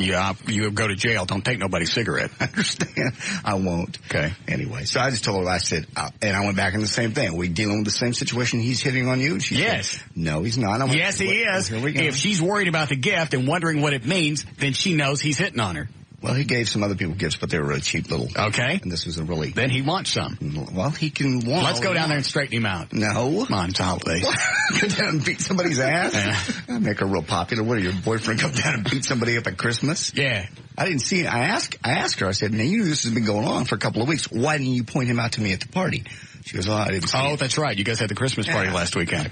I go, well, if there's nothing going on, how come you didn't point me? And of course, this is my insecurities. That's not insecurities. These are valid concerns that you should look into. Let's go over there. No. Come on. We're not going to beat anybody up at Christmas. Yeah. Little Yuletide ass whipping. Over a bottle of wine, over a gift? No, we'll drink it, and she'll go in Monday and say, my boyfriend and I enjoyed it. What do you think the bottle cost? I looked it up. It's about $25, which is more than you give a casual friend at work. Yeah. How long's he been there? He's been there about a month. Oh, yeah. Well, I mean, I hate to be, I'll try and be, tactful here. Yeah. No, he's not. Yes. That's not. That's exactly what he wants. Well, he can want all he wants. When was the last time you gave a chick a bottle of wine when you weren't working her? Never. Yeah. Somebody you just met a month ago, which means you met her a month ago. Doesn't mean that you've been talking to her for a month, so it's even a shorter time span than that he's actually known her. Yeah. Any psychologist will tell you. No, they won't. That's not official. It's in all the textbooks. It is. No. Well, he can want all he wants, but I just told her, I said, you want me to give it back to him and say thank you? And she said, no, then that's going to make an awkward situation in the office. Well, then what do you do? She goes, I don't know. Let's go over there. We can't whip somebody's ass over a gift. Sure we can. No. Oh, yeah. Just walk in and start beating him up. Oh, thanks. Thank you, Everett, my attorney. When did you give her this? I just gave it to her this week. Their Christmas party was last Friday, and I think it was Tuesday or whatever. He wants some. Well, he can want, but she said... All right, well, here's what you need to do. If you're really worried about it, and if she really thinks he's doing something, she needs to give the bottle of wine back. Here's the wine. I don't know you that well. Keep this. Thanks for the thought. I think that's what I told her. And she goes, well, I don't want it to be awkward in the office. It's going to be awkward. It's awkward the fact that he gave her a gift and they've only known each other 3 or 4 weeks. He's already creating a atmosphere of knowing that she's got a boyfriend, because she talks about me. I don't give anything to chicks if they've got boyfriends. It's an absolute waste of time. You're right. Apparently he didn't think so. Forget about the thought in the holidays. Mm-hmm. That's the only reason he's giving her something, because he wants something back. That's what I explained to her. How many times you give something nice to a chick, something that's borderline romantic, if you know there's no chance in hell? You think I'm going to give Randy something for Christmas? No. No, you're right. Because I know there's no chance in hell I'm going to get a look at that baboon ass. She doesn't have a baboon ass. I know. Yeah, it sounds more like a given. Yeah. Good. Right, so I just told her, I said, I would feel more comfortable either A, we drink it and you go in Monday and say, hey, my boyfriend and I enjoyed that, which, is right. Kind of puts it. Or you give it back to me. I give it back.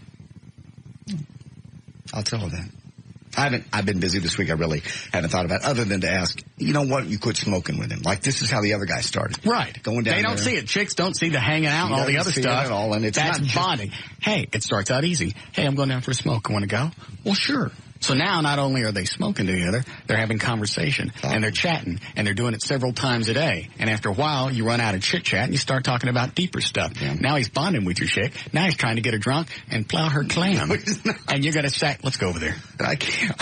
I'm not going over there. Look what he's working her with. Liquor and cigarettes, man. He's not buying her cigarettes. Anyway, but a group of them go down, so it's not just the two of them. I say we go over there. Eddie, we still got that burlap bag? Absolutely. Blanket party. Yeah. I can't. You know what a blanket party is? No. I know. It's when you put a blanket over somebody's head in jail and beat the hell out of them. Yeah. Then I can identify you. No, we're not going to do That's what we did when I was in prison. You didn't go to prison. All right. Sorry I brought it up. So here we go again. What? Well, that office is full of guys. I mean, I can't keep her from talking to every guy, but I can put the... I wonder how many signals she's sending out that she's single, because this obviously is a recurring problem. That's an excellent point. Thank you. You send out signals that look like if you're interested in somebody. Guys just don't walk... Think of all the chicks up here. Yeah. Well, that, but she does talk about me up there. I mean, everybody knows we're dating. Okay. Well, she's also sending out some other kind of vibes. It makes it look like that maybe there's something there. You guys have arguments from time to time, yes? Yes. Well, she's probably sharing those stories with him while they're smoking. Right. Well, I can't keep that from happening. I can't go over and stand over her desk, nor would I want to. If I can't trust her any more than that, we shouldn't be dating. Blanket party. No. Can't walk into a business in Fort Worth and beat somebody up. Yeah. We get a bag full of, what is it, Eddie? Cans? Cans. Yeah. Bag full of cans. Tell him why, Eddie. You can put them in the bag full of cans in, and once you hit him, they can't tell what the weapon was. Because they change every time you smack them. Yep. Come on. Blanket party with some cans. No. Let's go. We're not going. Happy holidays. Just tell her to give him the wine. I will. I think that's what I'm going to do over the weekend. That's easy. Try not to get into a fight over it. Yeah. Because if you guys get... I know. If you guys get... You got to...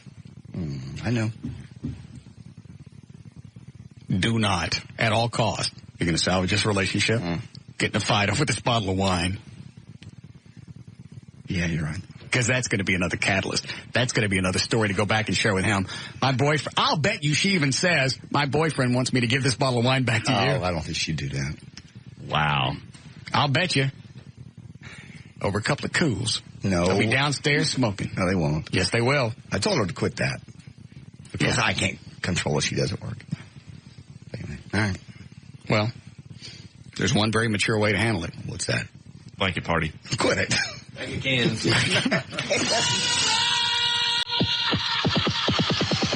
This is Russ Martin.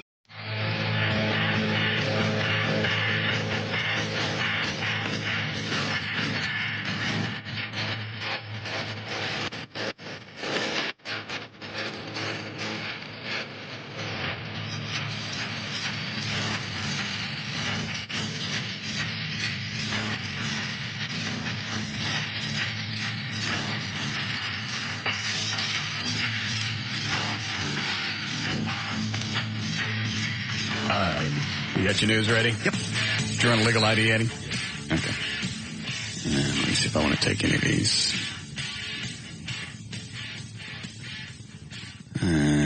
What is this? Security guards. What? Yeah, Jimmy? Hey, Russ, how you doing, buddy? Good. Hey, I appreciate you do everything for the firefighters and police officers. Uh-huh. I was just kind of curious what your feeling is on security officers. Why? I'm a ex-security officer. I was shot in the line of duty November 1st. Really? What happened? I was doing my rounds around the apartment complex where I was working at, and a young man came through the exit gate, and I went to advise him not to be coming through there, and he had a gun. He had his back toward me. He had his gun in his hand, and I drew my weapon, notified dispatch, and... Did you shoot at him? After he shot at me first. Okay. I fired back. Well, when you say you pulled out your weapon, was it a gun? I put out my gun, yes. All right. Yes, sir, I did. And I gave him the opportunity to put down his weapon. He did, and he walked away from me, and he shot me with an SKS. He had it under his coat. Left me in a wheelchair. Are you paralyzed now? No, sir. I'm going to have a third surgery hip replacement, but my deal is the young man killed his girlfriend, and I didn't know he had just committed the crime. And yeah. My whole thing is, what do you really think about security officers? And I think you're doing a fine job. I appreciate that, sir. All right. What are you doing Sunday? Sunday. Us. What? What are you doing? Going to church. Oh, okay. Not too bad. Could have come over to the party. I can still go. Be careful what I think about security guards. Just because it's police and fire, then next is security. Not really. Yeah. He wants to go to the party, clearly. Yes. All right. Well, I'm sure he's doing a fine job. I'm sorry he got shot. Yes. What? Nothing. All right. I worked as a security guard when I was in high school. Yes, you did. What? Nothing. When you got scared. Nobody wants to hear that story. I've told it too many times. I bet you haven't. Yes, I have. New listeners every day. Screw them. Want to hear you weed on yourself. I didn't pee a lot. Annie is funny. I'm sorry. Yeah.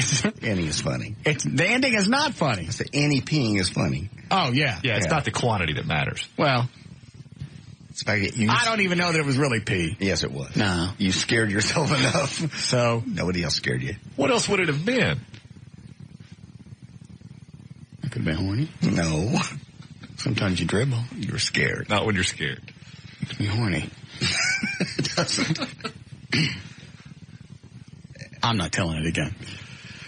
All right. Let me take this and we'll start news. Yeah, Alan? Hey, I'm just trying to find out if what's the cutoff point for the ordering of Russ Martin, the Best of Eddie CD. 7 o'clock. We're going to pull it offline at 7. At 7? Yep. All righty, thanks. All right. Somebody emailed me, too, and said, is this 80 minutes of him just laughing, or is it the entire bit that leads up to to when he loses it? It's the entire bit. I would think that was obvious, but some people just think, is it just 80 minutes of giggles? Well, that would be dandy, too, but it's the bit that leads up to Eddie losing it. Right. You could leave the room and not miss anything. Come back, Eddie's still laughing. Oh, yeah. Okay. It's a lot easier to follow. Yeah. Okay.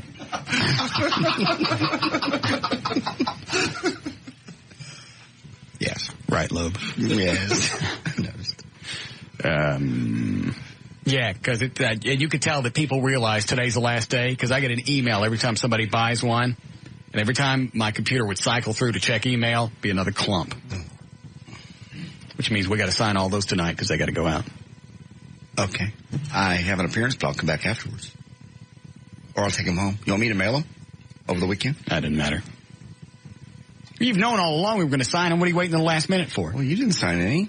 I don't have an appearance tonight. I didn't realize I had to go out tonight. Well, how long should we wait? I don't know. I'm offering to mail them. I'll come back and sign them. Good. All right, you ready to go? Sure. All right, 5:13, J.D. Ryan's on Live 105.3. Thank you, Russ. Brought to us by Miller Lite. This hour of the Russ Martin Show is brought to you in part by Miller Lite. And by the Hurricane Grill. I'll see you there tonight, 2831 Greenville Avenue. It's Lower Greenville at Goodwin. I'll be there 10 to midnight. The party goes on all night pretty much. Great atmosphere at Hurricane Grill, taking Dallas by storm. The U.S. Embassy warned today by high probability of imminent terrorist attack in Bogota, Colombia. The warning urged Americans to avoid major commercial, entertainment, and nightlife centers for the next several days. Bogota's two trendiest shopping and dining districts continue to be off limits to U.S. Embassy employees and their families and embassy contractors.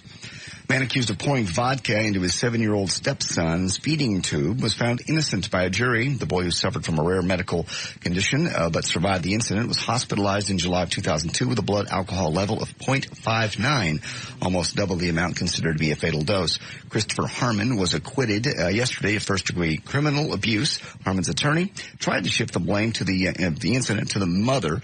That was Sherry Glover, who was at home during the incident, was not charged. The boy, who suffered from a rare cluster of birth defects, had a feeding tube through his abdomen and is back to normal and living with his mom. Do you have the studio email account open? Yeah. Read the thing that says, see the subject line, big gay? Yeah. Open it. Okay. This is Constance from Wild. Stephen just called me crying like a First of all, who's Constance? I don't know. Do you know, Dan? She was Fitz's intern. She was also the one that came in on air to interview for the producer position a few months back. I remember now. Oh, the hayseed? Yes, with the big cans? Yeah. Okay. Go ahead. Stephen just called me crying like a baby, saying you won't let him come to your Christmas party. He is confused. He thinks you said he could come. Skip that part. Okay. But when he called back, Dan wouldn't give him the address, so he wants to know if he's really invited or he cannot come. Thanks. Constance. Did he really call you back? Yes. Only the people that are invited have gotten their invitations. If you don't know what time the party is or where it is, that means you're not invited. That's the way invitations work. I can't invite anybody else. I'm up to 150 people. It's way too many. I think because you talked about it on the air, that's why the salespeople assume that it's everybody can come. Well, yeah, and you've invited so many people. Why not just let everybody in? Because my house won't hold everybody, and I don't want them. I don't like anybody upstairs, except the ones I'm trying to bang. Mm-hmm. Because right now, nobody up there will let me bang them. Is off limits in your party? My upstairs? Yes. I'm at the upstairs here in the building where the sales department is. I'm sorry. Why would I have people upstairs at my house I wanted to bang? No, I don't know. I don't know. Sorry. Do you actually listen to this show? Yes, I'm listening. Give me your headphones. I want to hear what you're listening to. It's us. Yeah, so it is. Who's going to check? Told you. No, there's nobody upstairs at my house that I want to have sex with. There are people upstairs in this building that I'd like to have sex with, but they won't let me, so they're not invited. That's true. Shall I go on? If you must. All right. A new poll from Fox News finds that 41% of Americans plan to eat and drink whatever they want to during the holidays this year. Another 52% plan on eating healthy but indulge just a few times. 7% think they can stick to their diets. 44% say they don't expect to gain a pound. Only 1% thinks they'll put on more than 10 pounds. The majority expect to put on about 1 to 5 pounds. I think there was it's one of the diet websites. I can't even think of what it was, like eDiets or something like that said most people gain about a pound and a half over the holidays. I would think it would be someplace closer to 6 to 8 pounds. Well, that's probably average. There are people that don't gain anything that bring the average down. Right. I would have thought the average would have been a lot higher than that. Yeah. But then they said people don't go back and try and lose that pound and a half. And then over the years, you just keep adding it and it stays, and that's the way that builds up. I don't have anything else to add. Go ahead. Nope. Holiday shopping flyer has been distributed to thousands of households in North Texas, creating controversy because a message of hate is included with the advertisement. It's an We already talked about this, didn't we? Party City. Yeah, you said you had some new take on it. I don't have a new take. I know well, the thing is, I saw it on the news today. Do you know the story, Everett? No, I don't. Read it to him, John. Party City, this is for Party City, was supposed to highlight a sale on Hanukkah items, also contained a hateful anti-Semitic message. The advertising includes the sentence, CC hates the Jews, in very large, bold letters. According to Advo, the company that printed the advertisement, the graphic artist working on the ad left his desk for a few minutes. A co-worker with the initials CC changed the text on the ad, and the graphic artist didn't notice it. It went to print. Now Advo, which is here in Dallas, is saying they're sorry and they don't know how it got out. Here's a picture. I mean, it's not exactly hidden ever. Almost as big as the letters on. Yeah, that's not subliminal. No, it's not. Now, what's your... Well, first of all, I don't think, is it Advo? Advo. Yeah, I don't think they had anything to do with this. But whoever did that, whoever snuck in there, that's not a prank. Because you go back and you check later to make sure that the person saw what you added. You don't just do it and hope that they caught it and you go about your business. And you can't go back later and say, well, I forgot that we did that. Because that's a pretty big thing to leave to chance that it's going to go to print. Yes. So I'm thinking whoever did that wasn't a prank. They were really trying to be an ass about the situation. I think so. Yeah. But it's huge print. You had to figure, how in the world would anybody miss that? But and that's the other thing. Is nobody said anything. Mm-mm. All right, so the person that did it, when nobody said anything, oh, geez, I better go tell them, hey, I put the hate the Jews thing in there. So I don't think that was just a cute company prank. Somebody was really trying to be a dick about it. Probably not the artist, but somebody else in the building did it and just, man. Right, snuck in after the guy had already proofed it for the last time, because I believe that's what they said had happened. It had already been proofed. Yeah. After that, everything's been checked and double-checked, so you know everything's ready to go to print. Well, you're right. I mean, anybody that would have the wherewithal to know how to do that would be so familiar with the procedures that they would know that it would probably survive to print. Yeah. Why would you go to that point if it's already been proofed? Yeah. And then if you did that, you would certainly go back and go, hey, if you didn't catch what I did, here's what I did. We need to go fix that. Yeah. You're right. So I believe that takes the whole prank angle out of it. You think? I do. Thank you. Good point. Go ahead. Okie doke. 65-year-old woman was shot dead by her husband and left to rot in the basement of their Staten Island home for 2 days. The slain woman's 67-year-old husband then called the cops because of the stench of her decomposing corpse. It became unbearable for him. The gruesome killing followed years of bizarre act by the woman's husband, who cops said shot the family dog and beat their 2 cats with a hammer in 2001. Catherine Steller was found yesterday dead. Her husband, John, was first tried to convince the cops that she had committed suicide. Metallica is finally joining the internet revolution after refusing to put its music on Apple's iTunes because they didn't want people to download individual tracks. Metallica is putting their entire catalog on the following services: buymusic.com, liquidaudio.com, matchmusic.com, and fullaudio.com. Catch, of course, is you've got to buy the whole album. You can't just buy single tracks. Album's going to cost you $11.49. Double albums go for $16.99. Also, other Metallica news. Godsmack will be joining the bill when their new their spring North America tour kicks off, and there's also word that A Perfect Circle may do it as well. The tour kicks off March the 2nd in Phoenix. Only other confirmed dates are so far going to be March the 8th in San Francisco and March the 28th in Seattle. I ain't buying crap from Metallica. After the whole Napster thing, I mean, they had the right to be pissed off that people were downloading their music and they weren't getting paid for, stuff that they had done. But you don't go back later and try and find the fans and take them to court or get records of, their email addresses. No, it's incredibly petty, especially as wealthy as these guys are and as much money as they've made off their fans.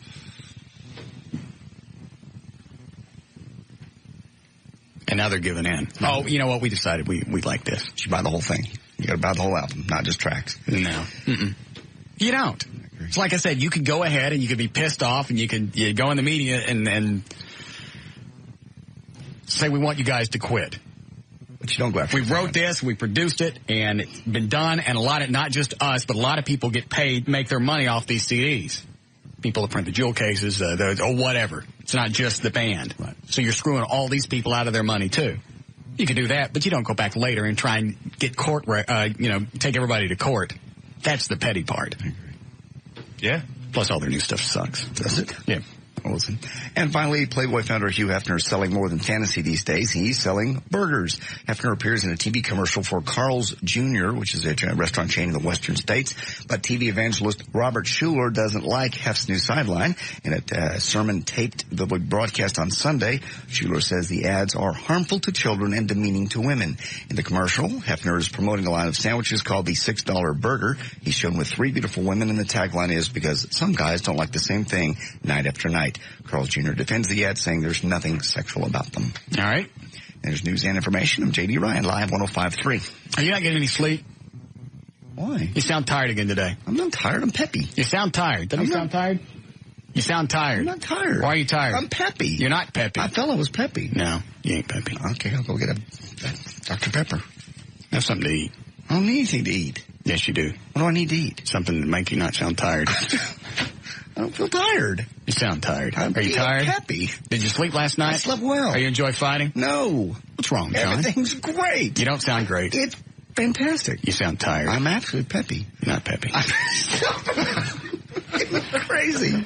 Really, is anything bothering you? Nothing's bothering me at all. I'm not being radio sticky. I'm just wondering. You just sound tired. I really didn't feel like I did, but okay.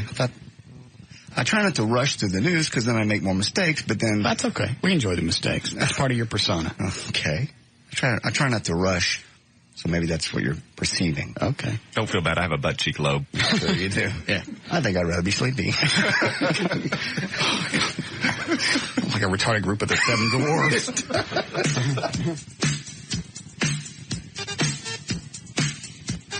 This is Russ Martin.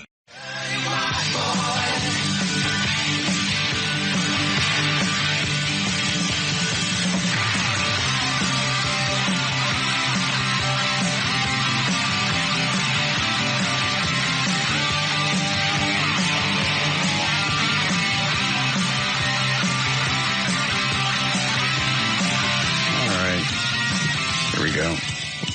What do you got, Gail? Blockbuster. All right. Your out cue is at participating stores. At Blockbuster, your favorite movies are guaranteed to be there or they're free. Like the action comedy Bad Boys 2. Rent it and make it a Blockbuster night. Details at participating stores. In McKinney, the freeway's virtually shut down. Southbound 75 at El Dorado. Only the left shoulder getting through. You're back up beyond White. In Allen, past that, southbound Central at McDermott, a wreck in the right lane. Southbound Loop 12, Walton Walker Northwest Highway. They just about 60 seconds reopened the freeway itself. They're about to reopen the ramp, but that's why traffic is backed up into Louisville. In Arlington, westbound 20 at Collins, the left center lane's blocked. Eastbound 183 at 360, the left lane blocked. Westbound 114 past Business 114 is closed. This is the east end of Roanoke, and the hazardous materials teams are on the scene. Bad weather days make for great movie nights. Head to Blockbuster and check out all the hot new DVDs and video games to make it a Blockbuster night. I'm Gail Lightfoot on the Alternative Talk Station Live 105.3. Thanks, Gail. Some people say thank you. Some people don't do cruddy things to other people's stuff. 38 for the low tonight. Some more showers. Going to be mid-40s tomorrow. We're at 43 now. Live 105.3. Did you now find it? Yes. What the hell's the matter with you? Why is that funny? You left your No one's going to bother in this studio. I got halfway home and I realized I left him in the studio. Nobody's going to bother in here. You left his camcorder up here. It's very expensive, and I left it here last night. All right. It's $3,000 camcorder. You left it in the studio, and you know how things vanish around here, especially with O'Malley floating around. I thought I would take it home. That much I appreciate. You're welcome. What you left on it, I don't appreciate. Oh, I'll show you, Everett. Yeah, I want to see. It's lovely. Well, he used the macro lens. Yes. To zoom in on his front part. He's got some dandy close-ups. Is that right? I was checking for skin tags. Yeah. I didn't find You're quiet. That is the most disgusting thing I think I've ever seen in my entire life. Did you find the lip sync thing yet? Yes, that was very nice too. He's got his rear part, and he's moving the cheeks, singing "Candle in the Wind." He's making it look like a mouth. It's a beautiful selection. On my video camera. Damn it. You probably went to a lot of time and energy to prepare that for some Jack Daniels. No, just leave that up here next time. What's wrong with you? You're so ungrateful, Jim. Yeah. Somebody could have stole the camera. I took it home. I just had some fun with it. Big deal. Big whoop. It's disgusting. You get the video of Abby taking a crap yet? Thank you. You're welcome. Oh, is there more on this thing? I only went through it a little bit. I don't know. Oh, God. I can't believe you watched it long enough to know what song I was singing. It doesn't take long. Obviously, you're entertained by it. That's right, because it starts out, goodbye, Norman.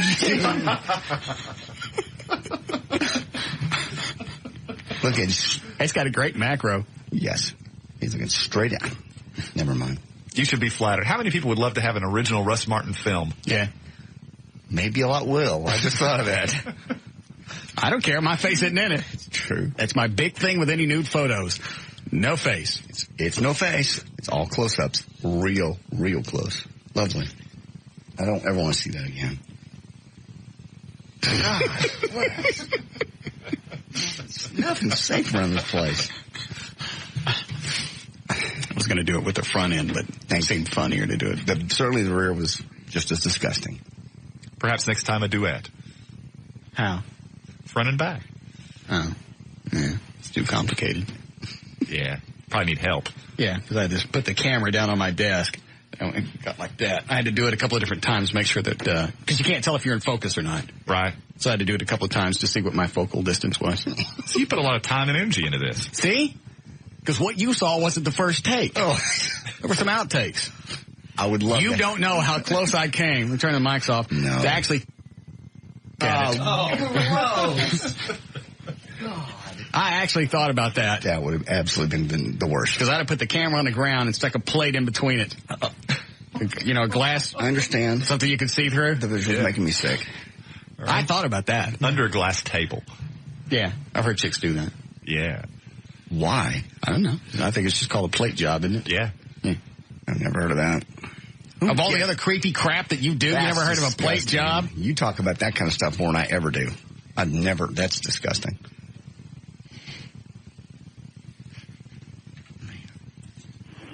Yes, Annie? Oh, my God, JD. You have a fortune on your camcorder right now, honey. People would pay $20 a shot to see Russ's junk. Put my junk on the net. I don't care. Flash it around. It doesn't have my face, so it makes no difference to me. It doesn't have his face. Put my junk on the net. People will still pay for it. I especially like the Elton John song. I thought you liked Elton John. I do, but not coming out of your toot. You thought I liked Elton John. I did. You don't know how hard I tried. I like Barry Manilow. Thanks for not doing Copacabana. Appreciate it. That would have made me tired. Yeah. And the one time I couldn't work up any gas was last night. Great. Because I actually wanted to see if it opens up when it comes out. But we'll do a little experiment. Now that you've ruined this tape. You can have this tape, by the way. I don't want it. Put it on the net. I don't want to put it on the net. Okay, I have your permission. Yeah. Okay. People love to see it. A free Christmas film for you. I'll put it on my site over the weekend. I got to put some kind of disclaimer, don't I? Why? Because they're going to pay for it. Make them pay for it. Put it on PayPal. Okay. This is sick. No, it's not. Edit together. And let me see. Would you like me to do another performance? That would be nice. Because I went through a bunch of songs before I finally decided on Elton John. Stop in the Name of Love.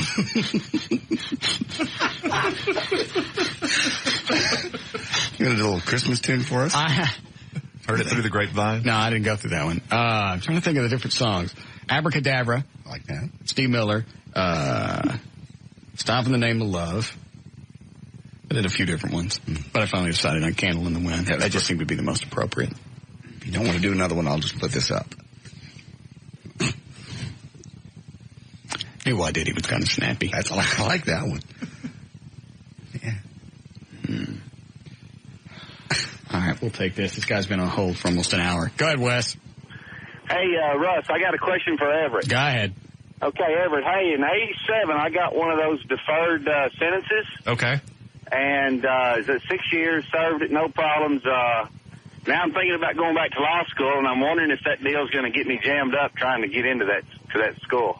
Well, an order of non-disclosure could definitely be a benefit to you, and it sounds like you've survived the 10-year waiting period. Do you have any other criminal history? No.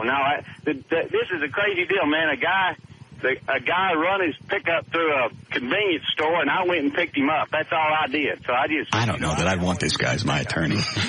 Well, he has a few hurdles to cross. Yeah.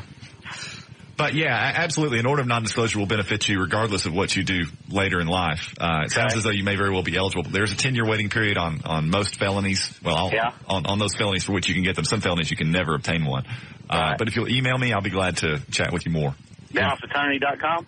Yes, sir. Okay, man. Appreciate it, guys. All right. Thank y'all. You bet. I don't think I'd like to go to an attorney who picks up the phone and goes, "Say." I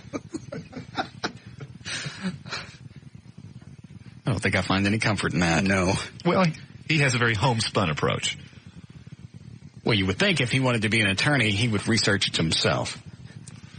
Well, he can call in and ask a question, and you know what? It's a very complex statute. It really is. It took a lot. What's complex about it? Well, there's certain offenses for which you're eligible. There's certain for which you're not. Okay. Certain misdemeanors you have to wait 5 years. Others you don't. If you've obtained, I forget what was his offense. He didn't elaborate. He said he'd been on probation for 6 years. So by that I know it couldn't have been a misdemeanor and had to be a felony. Okay. Did he say he had deferred? I thought he did. Yeah, he said he had deferred and everything played out and he was off. Yeah. Deferred can last 6 years? Deferred can last up to 10 years if you're on felony probation. I didn't know that. Yeah. Oh, I got a question. I'll throw this out really quick. I don't want to go too far into it because it bums me out. The Alfonso Rodriguez guy, the guy that is they're holding right now for kidnapping that Drew chick. Right. Okay. He was sentenced to 10 years for rape. Is that right? That was longer. Well, he only served 6. Yeah. That was 23 years. Yeah. No. It was 23 years. All right. How long did he serve? He served 23 years from what I understand and was just released, 6 months ago, something like that? The fat bald-headed guy? Yeah. All right, then I'm confusing a couple stories. I'll go back to this then. How do they determine how many years is appropriate for violating another human being?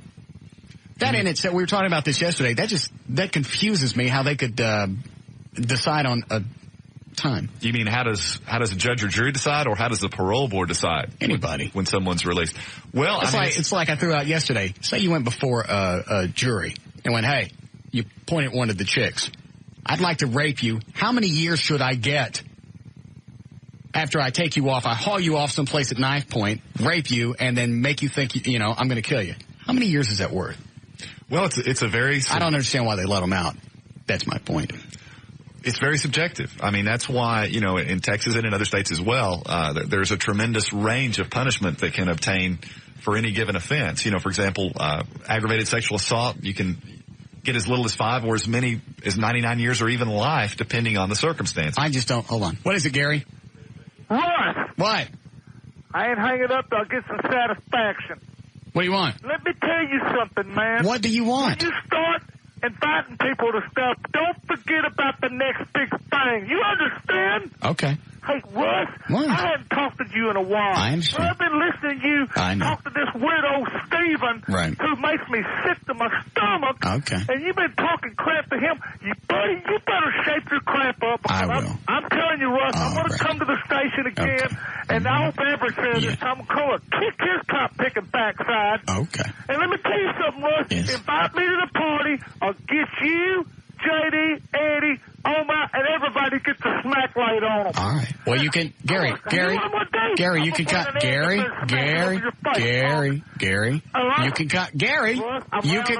shut up.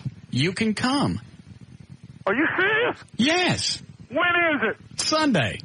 Where's it going to be? Guess. All right. So up to 99 years?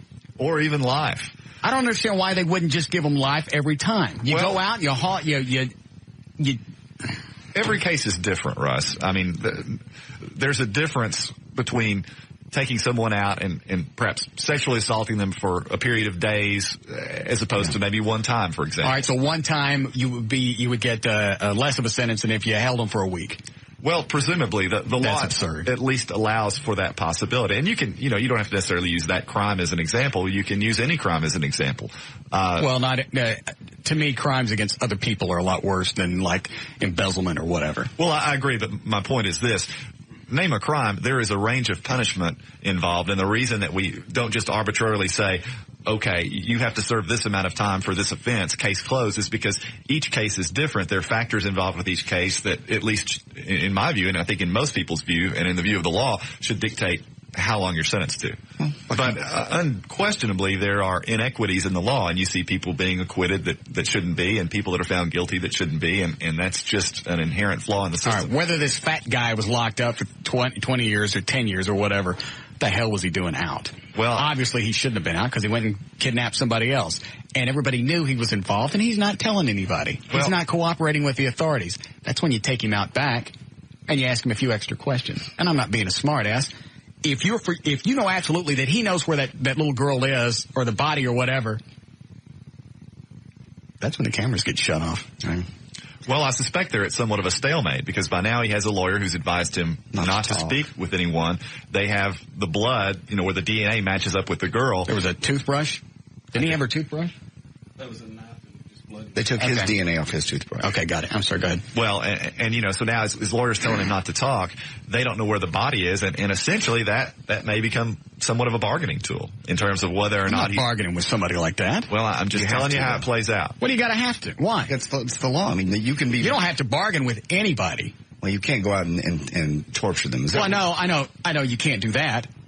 But since this girl's probably already dead, why bargain with him? Well, let me ask you this. What if the family comes to the DA and says, look, I don't care whether this guy gets life or death. If we just want to know where the body is. We just want to know where she is so we can give her a decent burial. If you'll offer the guy life, if he'll give up the body, we're fine with that. Presto, it's a bargaining tool. Whether you like it or not, that's how this kind of stuff plays out all the time. I don't think you bargain with murderers. Happens every day. That's absurd. It's how it works. Well, that doesn't make it not absurd. Well, I agree. It's unfortunate that we're in that position. But I know. I thought I'm sorry. What is it, Gary? Russ! What? Don't hang up on me! I said you could come! Russ, you tell me where it is. I want to know, and tell Everett to shut up! Man, what's Gary got for me lately? You sit behind the microphone all day, you see? You ain't nothing but Pee-wee for the next big thing! Well, you should know. What did he just call you? Pee-wee. Oh. All right, here's my address. Oh. He's gone.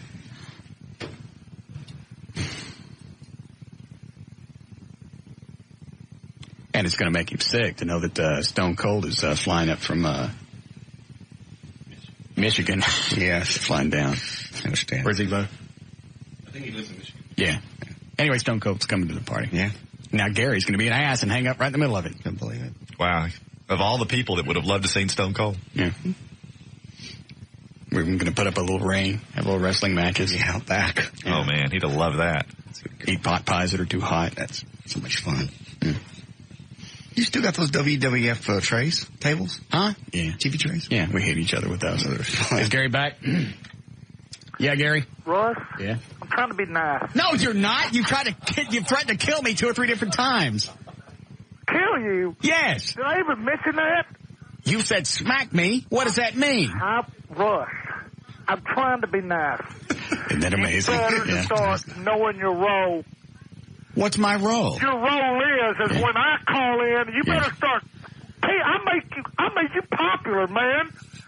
You better start letting people that's done things for you in on what you're doing instead of all these Rudy Poos out there in Radio Land. Did you just call our listeners Rudy Poos? Rudy Poos. You can tell all the listeners I ain't nothing but a bunch of jabronis, and I'll beat all of them up. I'm tired of this crap. All right.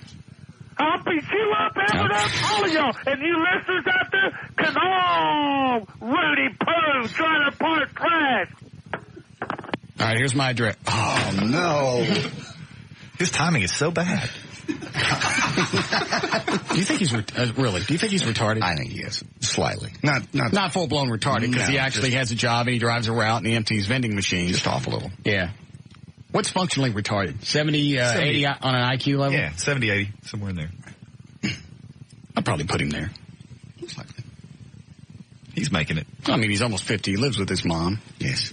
He wets the bed. Yeah. Lives for wrestling. Yeah. And roots for a team that just sucks. West Mesquite? Yeah. Yeah. Was Danny Sexton here? All right, let's do this break, then we'll come back.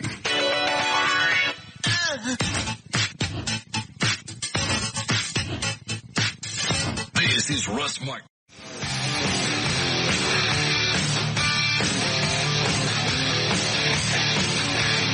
What? Been rubbing on it all day. I ain't pinching it. What's the matter with you? Pinching it. No. God. If you pinch it into my pants, it don't make you gay. It does. No, not really. Yes.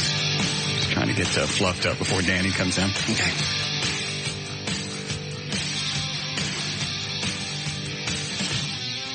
Dan, if Steven calls back, put him on hold this time. O'Malley said during the break, gay Steven called. Was he crying? Like a woman. Oh, my God. Oh, we're not coming to your party? I can't invite everybody. I understand. I'm not being an ass and I'm not being cute because we're on the air. I can't invite everybody. I just can't.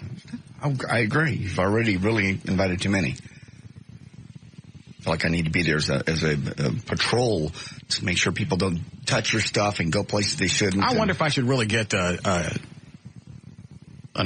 armed personnel. I don't see why not. I think it's a great idea.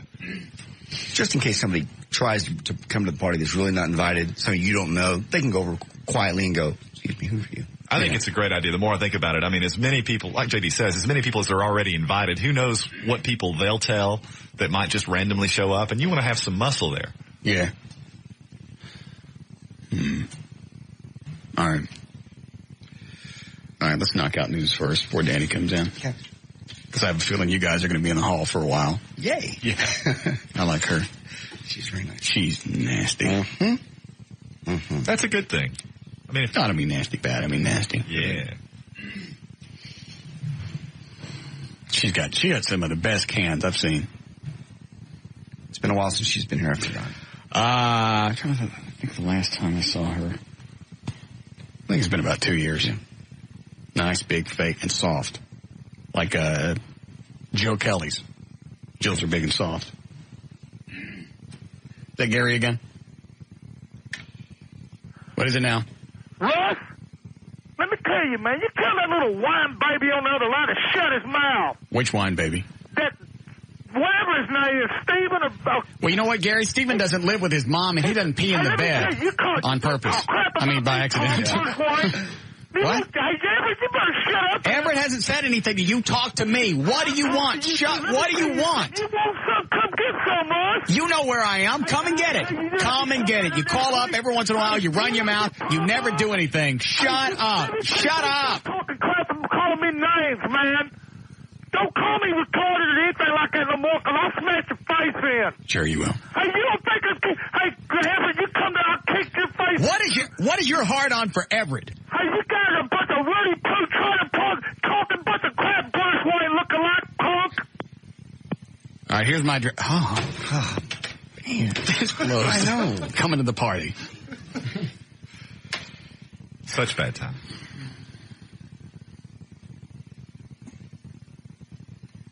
Who else did you say asked you to come to the party? Oh, well, I was in the office just a minute ago. Dan Lewis. Oh. Yeah. Hey, O'Malley, call Willie LeBear back. Tell him I don't need the valet now. You wanted to come as a guest. What? As a guest. Bring Laura, his wife. Well, yeah, they could park cars quicker. No. Did I not invite him? I don't believe you did. It was not on the invitation that I got. No. Okay. You didn't see it ever? No. Because I did a mass email. His name was not on there. Conspicuous in its absence. Okay. I don't know if I got room.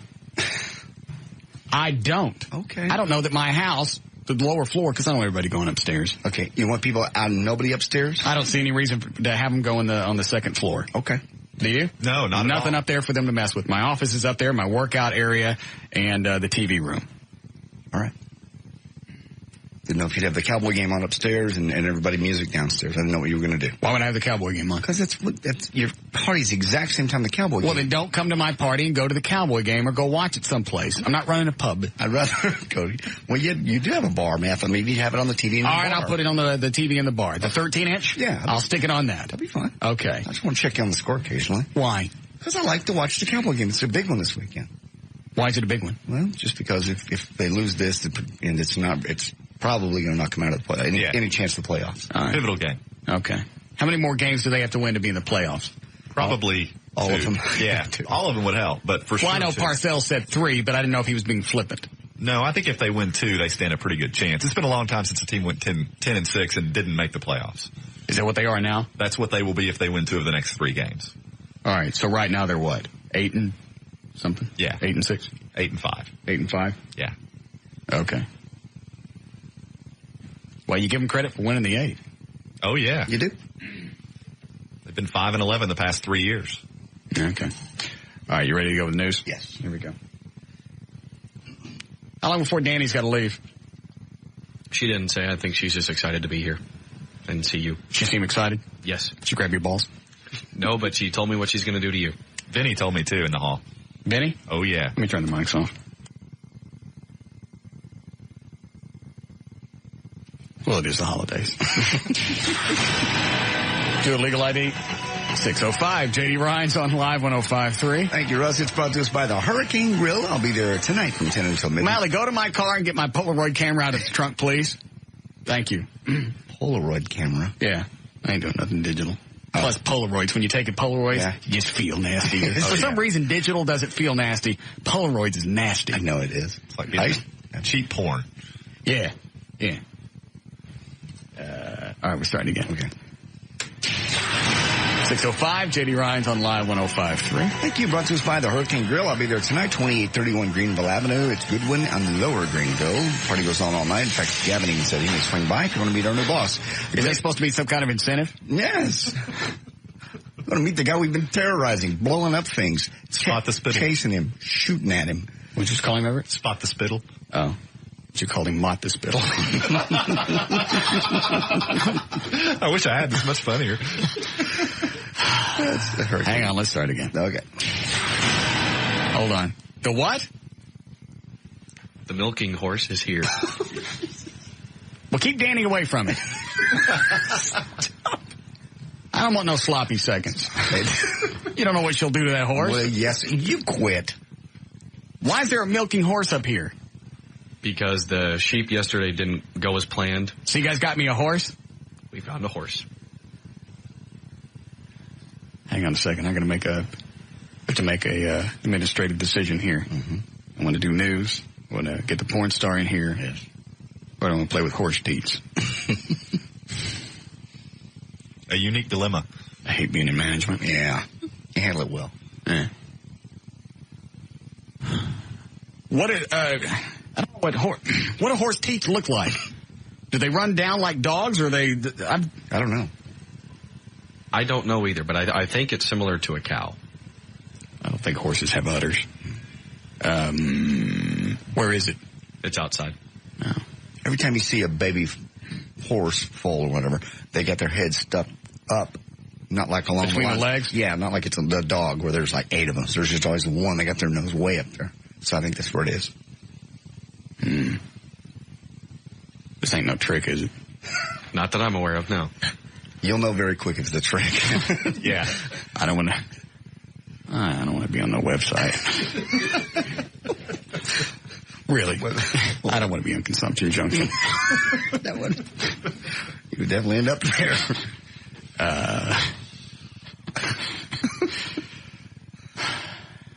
All right, go get the horse. Bring it in. Go ahead, John. Okay. Let's see here. After spending weeks staking out the home of Terrell Bolton, city officials said that yesterday that they're going to soon serve the former police chief with a month-old subpoena. They say that he's been trying to avoid. Mr. Bolton's attorney says his client has agreed to be served next Tuesday, but reiterated Mr. Bolton has not been avoiding the subpoena for the police officer's disciplinary hearing.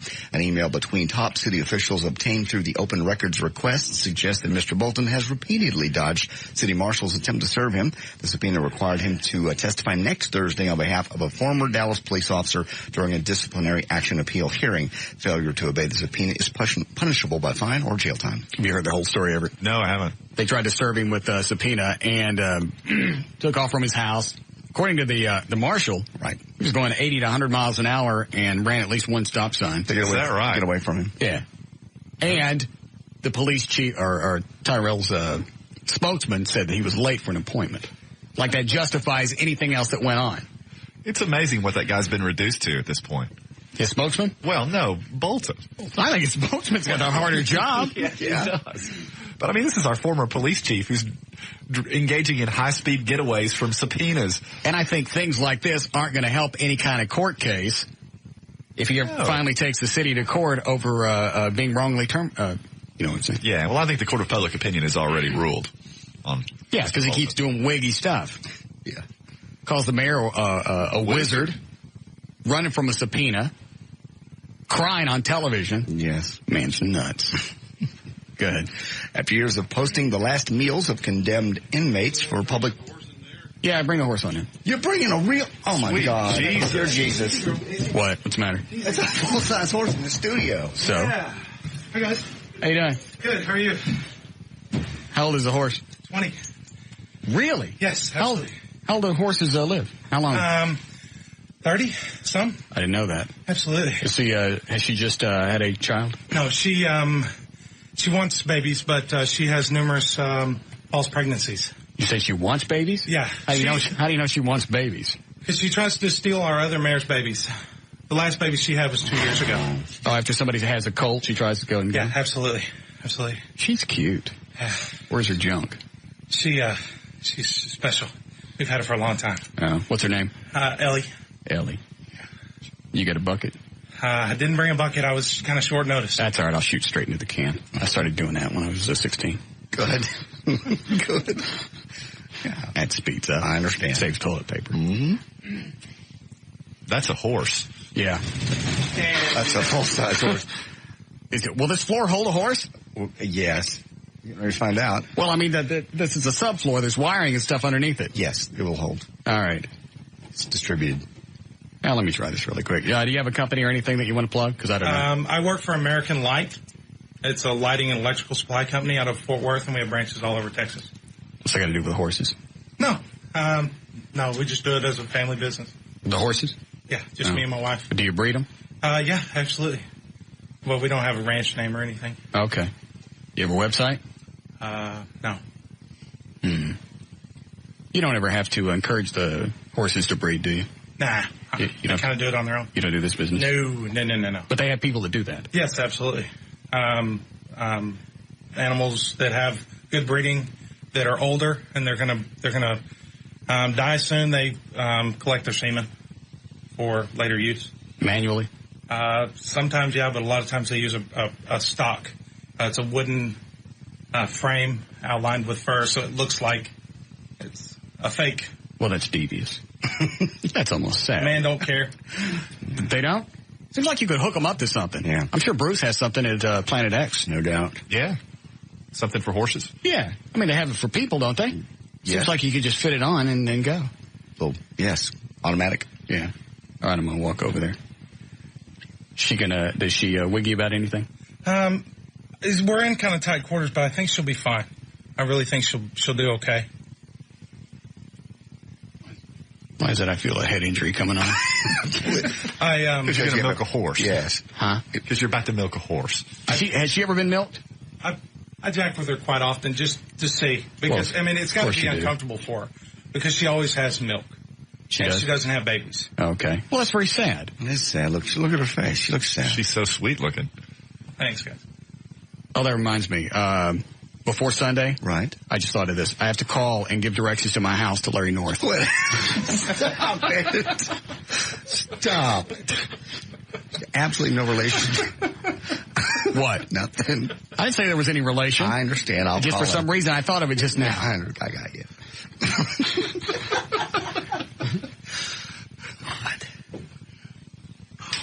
Excuse me a second. I brought you a present, too. I left it in the truck. Oh, like the horse wasn't enough. All right. I'll try this quick.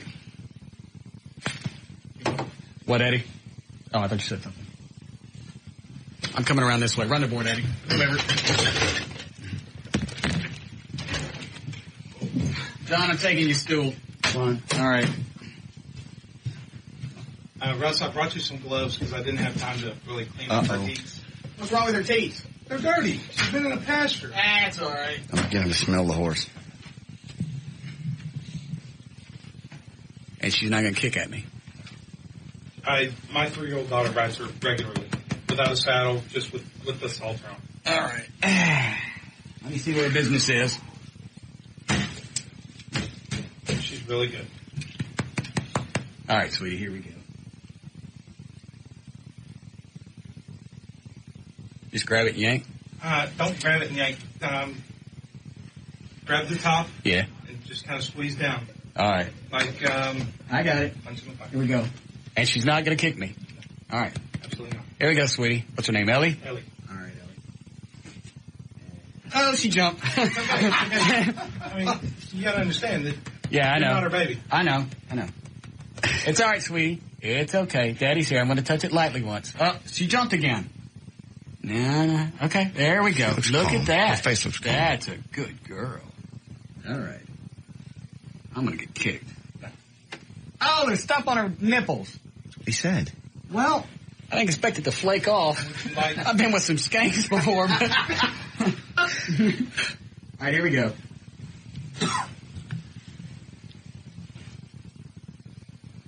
No, I ain't getting nothing. You want me to try? No, hang on. Yeah! Did you get some? Yeah! Cool. I'm milking a horse! There you are. Look at that.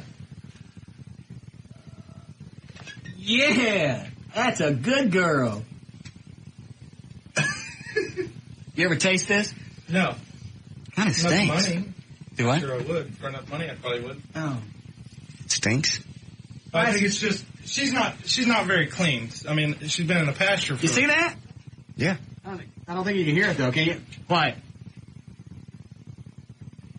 Wait. Oh, God. You can't hear that, can you? It's squirting good. I'm milking a horse. You are. I'm going to do both hands now. Here we go. Yeah! He's liking it. Yeah? Her eyes are glazing over. Yeah. I think she's asleep. I got it all over my hands. All right, that was cool. Right. Thanks, sweetie. I don't know how you're going to get her out of here. When was the last time she went to the bathroom? She kind of on the way out, but...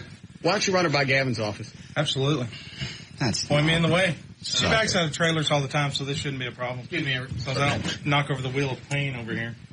Eddie, take him out.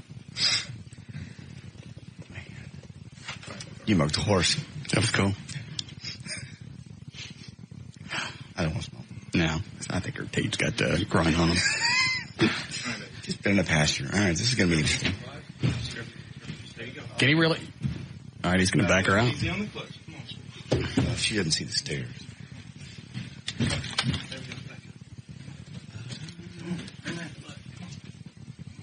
There you go.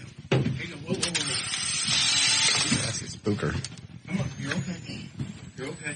You're okay. Oh, Eddie. What a sweetie. Take her into Gavin's office. I'm going to try to get her to... I can get her to Yeah. pick up. You'll be all right. I've seen some weird stuff. Why? What's wrong with that? Just a full-size horse in here. Just, That was unexpected. yeah. See? What? You didn't think we were going to have fun today. No. He's taking him to Gavin's office. He's got her little tail up like business is coming. Eddie, can you not get the door closed?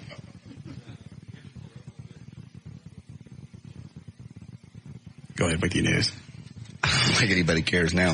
After years of posting the last meals of condemned inmates for the public consumption, the Texas Department of Criminal Justice has now deleted that information from its website. The decision to remove the information was partly in response to objections. The public is so fascinated by the topic. Books have been written on the subject. In fact, a former Texas inmate who served time for sexual assault and kidnapping in the 90s prepared many inmates' last meals while working at the Huntsville unit and is now writing a cookbook. Cheeseburgers are most requested last meal, followed closely by fried chicken and breakfast foods such as eggs and sausage.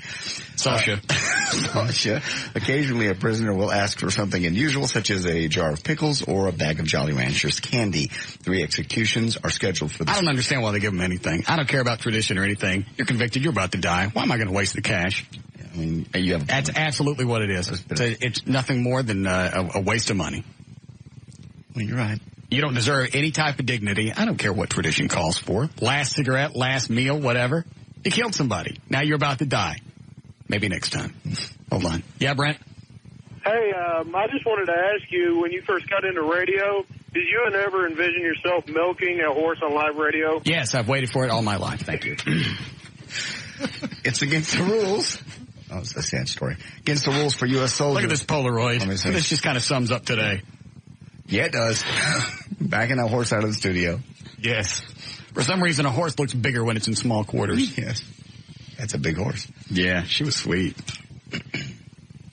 Her nipples smell like dookie. Lovely. Want a handy wipe? Huh? Do you have some? Yeah. Really? Because I want to get down. How long before we get a break? We all right? All right. That's my hair. It's against the rules for U.S. soldiers in Iraq to have pets, but the skinny black puppy that wandered up to the Florida National Guard soldiers at the base of in northern Iraq wouldn't go away, so the soldiers from Alpha Company adopted the mutt and named her Apache after their radio call sign. But the Army regulations finally caught up with Alpha Company and Apache. Family members said Wednesday that soldiers were eventually forced to obey orders and have the dog killed. Soldiers said Apache was always friendly. At first, the men tried to ignore their little eager pup who kept sidling up beside them, begging for food while they kept guard at the checkpoint. But Apache would happily greet the soldiers when they returned from patrol and then roll over to have her belly rubbed. Still, the soldiers were warned repeatedly that they were basically going against the rules and they had to get rid of the dog. Finally, around Thanksgiving, soldiers took the pet to the veterinarian who destroyed her.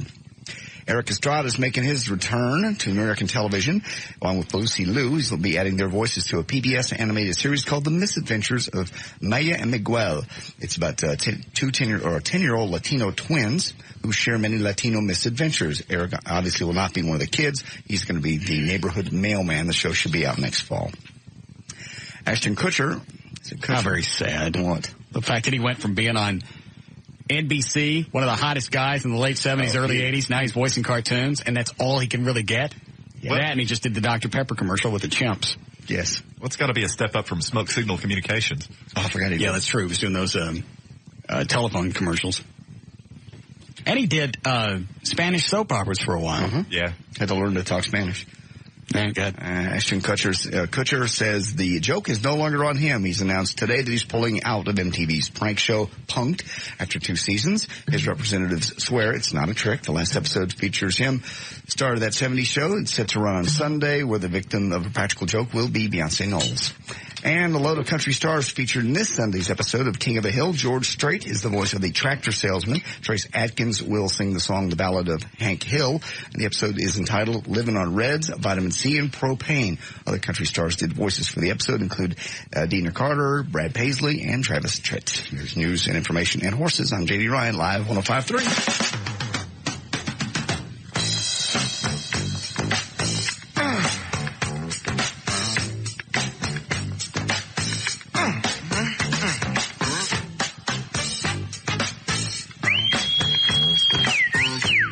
This is Russ Martin.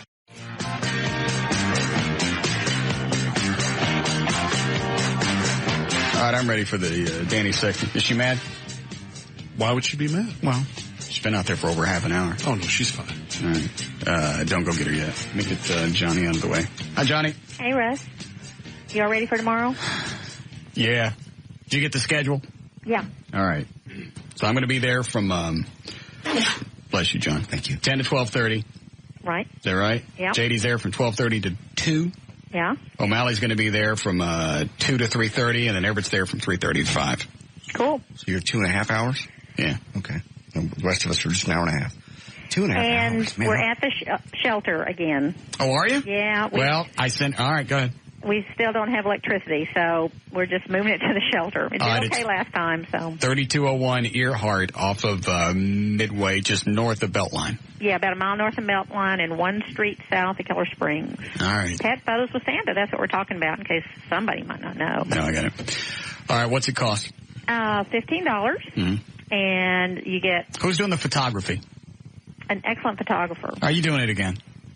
You knew. Yeah. It's just the fact that you take so many different shots, and you're going, well, the dogs aren't looking in the same direction. They never look in the same direction. Hey. And I'm sitting there in the outfit, and it's hot, and I'm sweaty, and the beard stinks, and it's just always yes. We got new beards. I don't care how new they are. They always stink. It's almost like you wrap them around some dog twat and then hand it to me 3 minutes later. A horse, actually. Whatever. It's uncomfortable, and you take picture after picture, and you're letting the people look at it. Just take one picture and go here. You know, we only do it that way when you're there. Everybody else, we just zip right. If I'm going to be there for 2.5 hours, at least speed it along. We had 63 people last week. Is it good? That's great, especially since we had to move it at the last minute and direct people over here and all. All right, so everything's at the shelter this time. If you don't know the directions, it's operationkindness.org. Yeah, we got it up there. And that's just the saddest story that J.D. read, that news story about that little dog. What about it? That he had, that they killed it in Iraq. Oh, yeah. That was sad. That was horrible. You didn't have to read that. I know it. All right. So I'll see you in the morning. Okay, and if you're looking to adopt, come on out too. We got 28 small dogs in from another shelter this week. Who was that?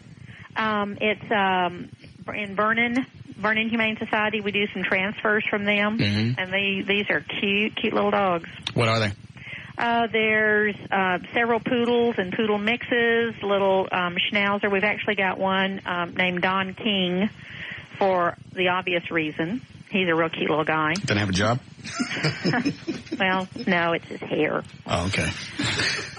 Plus, we also have a wonderful Great Pyrenees mix dog on the other end of the spectrum. So. Okay. So come in, have your picture taken, adopt an animal, see Russ. All right. Everything is at the shelter tomorrow, then? Yeah, if we'd known this, we could have had the Batmobile here, but... Yeah. Well, I still may be able to get it out there. But we didn't know. Well... I understand. Thank you. Depending on the weather, if the weather's nice, I'll get it out there for you. Okay, cool. All right. All right. See you tomorrow. Boo. Bye. All right. The website is operationkindness.org. All right. Go fetch me a Danny Sexton, Daniel. Okay. Thank you. Everett, are you okay with the 3 to 5:30? Yeah, sure. Did you get the email from Johnny? Yes. That there are going to be some stragglers? Yes. I told you guys host me, but that's fine. I'll stay. I didn't know it. She sent the email back that said, hey, you may have to stay until 6. Here she comes. Oh, my gosh. So where's the love, baby? Don't come over here yet. Come on. No, don't come over here yet. I want some romancing. Oh, jeez. Come over here first. You're my baby. Hi, Russ. She was my first. I know. I was. It was so good. Are your breasts bigger? Yes, they are. When did you go bigger? In June. Let me see. You want to see them? Yeah. Without a hug first? I don't really want a hug from you. I want to do something else.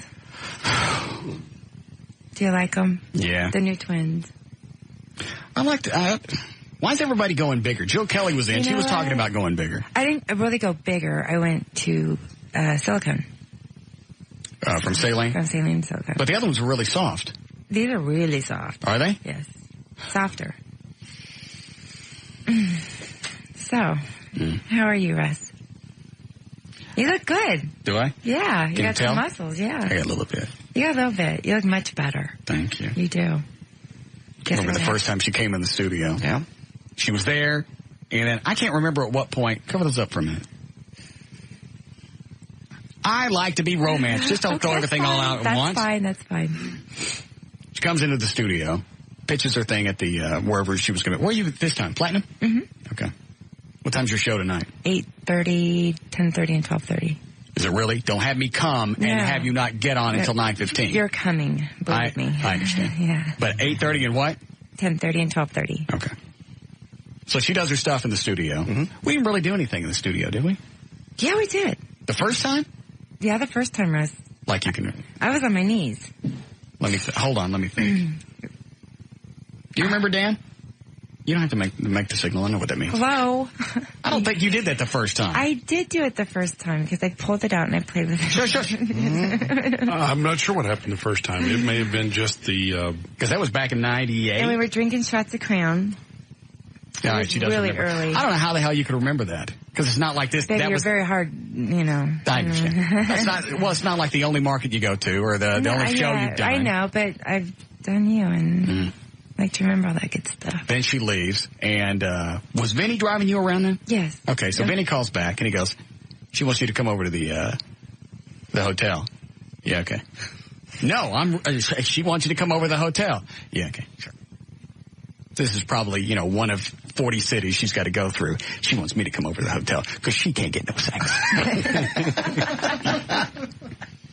And so I think we spent the last, it's when I was doing mornings at the Eagle, spent the last part of what? The show? Last hour or so. Yeah. Debating back and forth. Do I go? Is it a host? What are you making a face for? No, you debated for an hour. Whether it was a host job, whether it was real. Do you go? And what do? You go to have sex with a porn star. How do you show off? You can't do anything. You don't. You don't. And I know as insecure as you are, you battling this in your head. Yeah. She didn't want me. Well, I just knew I was going to get over there. I was going to knock on the door. I was going to open it up. She's going to, what the hell are you doing here? You got a phone call. You forgot your koozie. Thanks, Slam. Yeah, you left it when you left the studio. So even on the way over there, after I'd spent the last hour or so of the show deciding, do you want anything to drink? Yeah, I would love a cocktail would be nice. You want to mix with something? No, I'm okay. Are you going to do a shot with me? Yeah, of course you are. Yummy. All right. Where's the crown, baby? We don't have any crown. We can get you some now. Oh. Where was you? Oh, my goodness. You were debating whether to go show up at all or not. Where? To the hotel with Danny Sexton the first time. Oh, yeah. Yeah. So I'm driving over there, and then I called Dan on the cell phone. I'm not going. I can't do this. You have to go.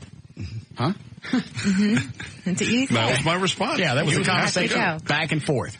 She was staying someplace over, not too far from here. And I'm driving, and the whole time I'm on the phone with Dan, I went, I can't go do this. What am I going to do? How are you going to...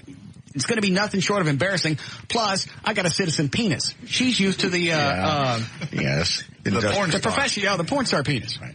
There's nothing I could do or show her unless I bring, a petting zoo with me. There's nothing she's going to see that's going to excite her. So I get to the hotel, and I'm sitting out front, and I'm still talking to Dan. He's going, go in. Well, I don't have any condoms. Go to the store and buy some. There's a 7-Eleven right across the parking lot. They're probably not open. That's when you called me. You called me from the 7-Eleven. I forgot that I called you. What did I tell you, Everett? What do you think I should do? This porn star wants me to come up to her room and have sex with her. Gee, Russ, I don't know. List all the reasons why you shouldn't do this. You didn't really have any. So. And I told you the listeners were counting on you. They'd called in that entire hour.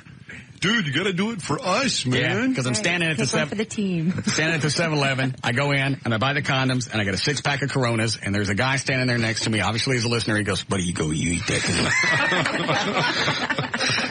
They're coming at you from every angle. Yeah. So then I get back over to the hotel. Now I'm sitting down there with my Coronas and the condoms, and I still don't want to go up. Finally, I just shove everything into my with the bag that I carry around, because I don't want to get up there carrying Coronas and condoms in my hand, have the door open, and have her go, "What the hell are you doing here?" You forgot these. So I figured if they're in the bag, you can. She goes, "Hey, it was a big joke. I didn't really want to have sex, but nice to see you." I go, "Well, hey, I brought you some Coronas, and that's it." I got you. So we're sitting there, and I got the Coronas and the condoms in the bag, and we're chit-chatting back and forth. And she's got all her clothes on. So I'm going, all right, it's a hose. She just wanted to visit or make fun of me or whatever. I had to go to a show, too, remember? I had like a noon show that day. Yeah, I ran you around for a while. Yeah, you did. We hung out. Yeah. So I went, you know what, we were talking, I went, I got a headache. She goes, "Oh, was it too bad of a headache to me?" I guess it is. And it was just that awkward moment. Well, do we get naked now, or what do we do? Do we kiss and I stroke on you? Or well, what's your first? I think we just got naked and got into bed, and she just got her lip, not implants. What do you call them? Shots, injections. No, I got implants put in that time. They were implants, and they were fresh. They were fresh. So we broke those in. Yeah, we did. They were virgins. Yeah. And then then you're having sex, and you're going, all right, what do I do? Smack her like this, like that. Do you, do some of the porn star poses where you put your right hand on your butt cheek and your left hand on her hip? You go for the camera. Yeah, like that. Finally, at a certain point, I went, you know what? I give up. I'm just doing this until I'm done. If you get something out of it, dandy. But if you don't, I'm just here. That was your first. It was awesome. I mean, you are one great. I can't say it, but you know what I'm thinking. He is a great lover. He just, let me tell you, he needs to be in porn. He could do it. He could do it. I think I'm too old for porn. What's the oldest, how old are... Ron Jeremy's 50 years old, so... Well, he's still not getting naked, though, is he? Yes, baby, he's still doing movies. No, he's not. I just saw him in August, and he's still doing movies with Metro. Did you touch him? No. Okay. Yeah, good call. The hedgehog. No. Good call. He's not really still doing porn. He's really, is he contract guy for Metro. Naked. I mean, I can see him directing and using all his experience in the past. I couldn't watch it. He is still filming porn. What is it? I mean, has he just got a great big poof? He does, but he needs to retire, but I don't know. How old is he? He just turned 50. Playboy just did a huge thing on him, I think in October or something. I don't think I'd like to see that. So either. In fact, just thinking about it makes me Have a cocktail. But I'm dying to see it, Russ. You need to have everybody leave the room. I've missed it. I'm going through withdrawals over here. Here we go. It's been fun. Gotta go. Please. Are we close to a break? We could take one. We need to take a break. No, we don't. Come on, Russ. Why don't you guys just turn around, but you can stay in the studio? Well, I mean, I don't want everything you to. would be more convenient and you'd feel better and more comfortable. We weren't in here. And we'd feel better. Why? We don't want to watch you. You don't have to watch. You can just turn your head. Well, just turn your heads. I mean, so you... Can I come over there and give you a hug? I'm getting pictures this time. Can I give you a hug? Hold on a second. I have gifts for you, too. What do you got? How much stuff? Yeah. Well, hold on. I like to get. I just can't immediately get wet. Just God. Sounds like a girl. Come over here and expect me to just. No, I said a hug. I didn't say just I'm not a machine. I didn't say I said a hug. All right, first you hug, like a little bit of foreplay, Russ. Come on. Hold on a second. Do I want to take line 2? Hold on, Dan. Yeah, Robert. You got to show it to her. She hasn't seen it since you had it cut on. What? Oh, nothing. What happened? Robert. What? Sometimes there's stuff that's just between us. Mouth. What happened? Nothing. I just got it clipped. Yeah, I just got it. It's fine. You'll never know. It's not like it's not like something when you ever see. All right. It didn't shrink or anything, did it? All right, everybody on. Okay. Guys, you guys get near a radio someplace. Because I'm all worked up. This ain't going to take long. Give me a hug, baby. How are you? How are you doing? I'm good. You miss me? Yes. Let me see what these feel like. Stop looking, Daniel. Oh, these are soft. Aren't they soft? Yes. You did a great job. Great doctor.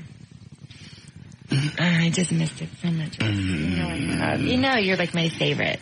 Of course. You know you are. I'm supposed on Howard Stern next month. Oh, you are? I am, but I'd rather you not be touching anything when you go there.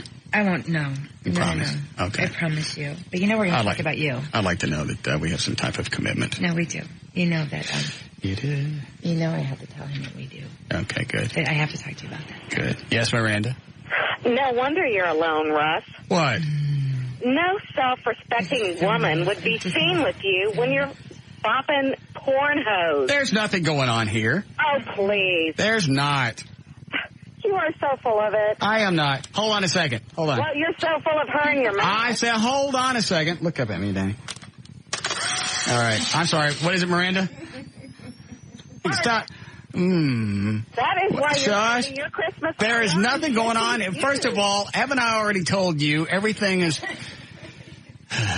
Everything is theater. Listen to me. Everything is theater of the mind. Never believe. Hold on a second. Look back up. Is that why you keep touching yourself? I'm not doing anything. She is. Everything that you hear is a sound effect. Please. She was your first, and now she's doing it again. No, she's not. She's not doing anything. I think she is. She sounds like she's and what is it? I don't understand the philosophy. What you're thinking of. That is why you're spending your holidays alone. Why? Because you're bopping porn hose, and no good girl wants to be with you. Every chick thinks this is erotic. Please. Yes, hold on. Open your eyes. There you go. And tomorrow... Nothing to see here. Do what? And tomorrow those pictures will be on your website. No, they won't. For all your little boys to see. There is nothing going on. Yeah, is that why she's going, She's not even close to me. She's on the other side of the room. Oh, she's sticking her... Yeah, absolutely. You're lying. Just like you told Gay Steven he could come to your party, you're lying now. I'm not lying about anything. How dare you? How dare you? Oh, how dare you? And why do you think women would, and admit it. even if this was real, which it's not, turn left. Even if it was real, which it's not, why do you think that would make women not? Broccoli. What? You are a mockery. What is wrong with this girl? Does she have a problem? I don't know. Yeah, because you're a hoe. She's not a hoe. Oh, yes, she is. No. A hoe? Yeah, don't worry about it, baby. Just here. She wants everybody from you to Howard Stern, apparently. She's not going to do anything with Howard. We have a commitment. Yes, we have a commitment. You understand? We're committed. Yeah, just like you had one with L.A.? No, we have a commitment. So. We're very close. Hang on, I'm taking wedding pictures. Well, I hope the matrimony lasts for about 5 seconds. Possibly. You are just ridiculous. I am not. That is why no woman wants to be with you. Yes, women love me. Only Yes, thank porn hoes like her. No, leave us alone. Well, fine. Be alone then. Because you're going to spend the holidays alone. All right, fine. All right. So what is your problem? I don't really care anymore. Oh, no. Is that your girlfriend? No, I don't know who that was. Why are you still standing up?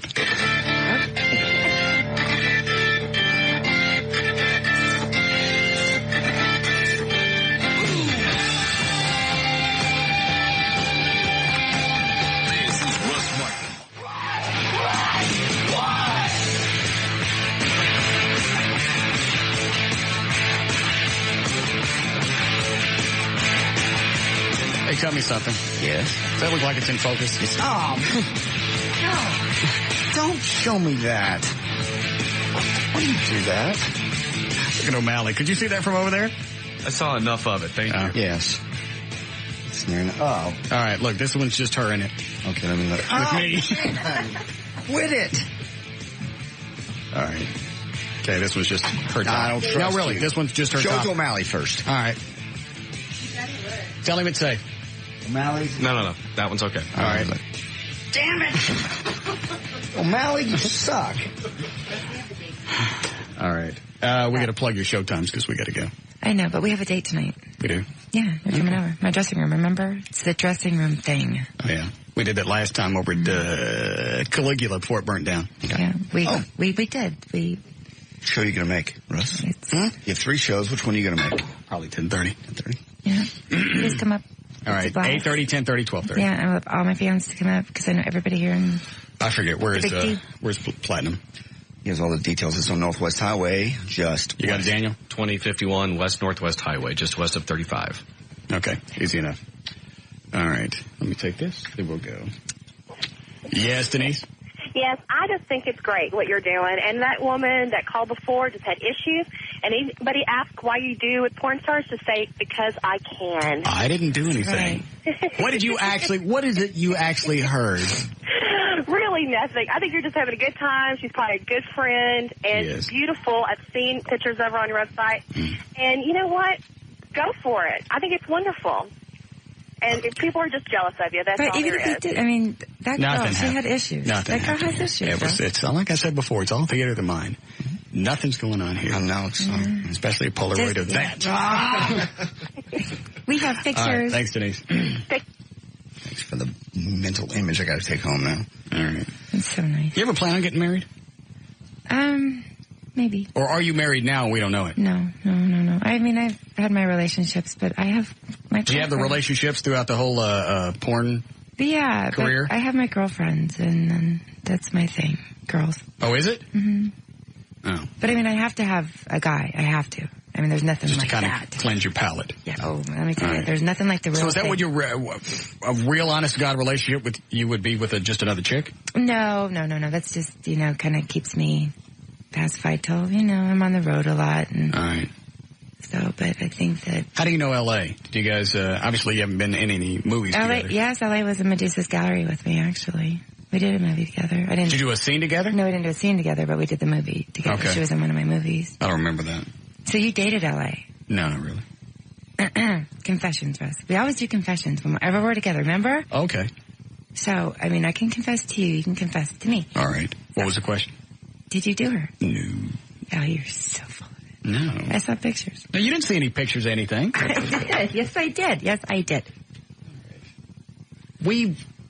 What? Maybe I have an email, too. What do you think that she emailed me? I don't know. What did she send you? She sent me a bunch of pictures of you guys. I don't know. Maybe trying to make me jealous. Russ, I would say at the most, we hung out. You want me to be faithful to you with other certain radio personalities, which I am. Yeah, just don't do anybody else in the market. And I have not. I will not do it out of Thank you. respect for Obviously, you. there's still some kind of sanctity in relationships. Yes, there is. That's what I'm talking about. Out of respect for us, I will not do that. There will be no blowing going on out in this market. But I mean, if you want to do that with the porn stars, that's fine. Yes. When I get to San Antonio. Right. All right.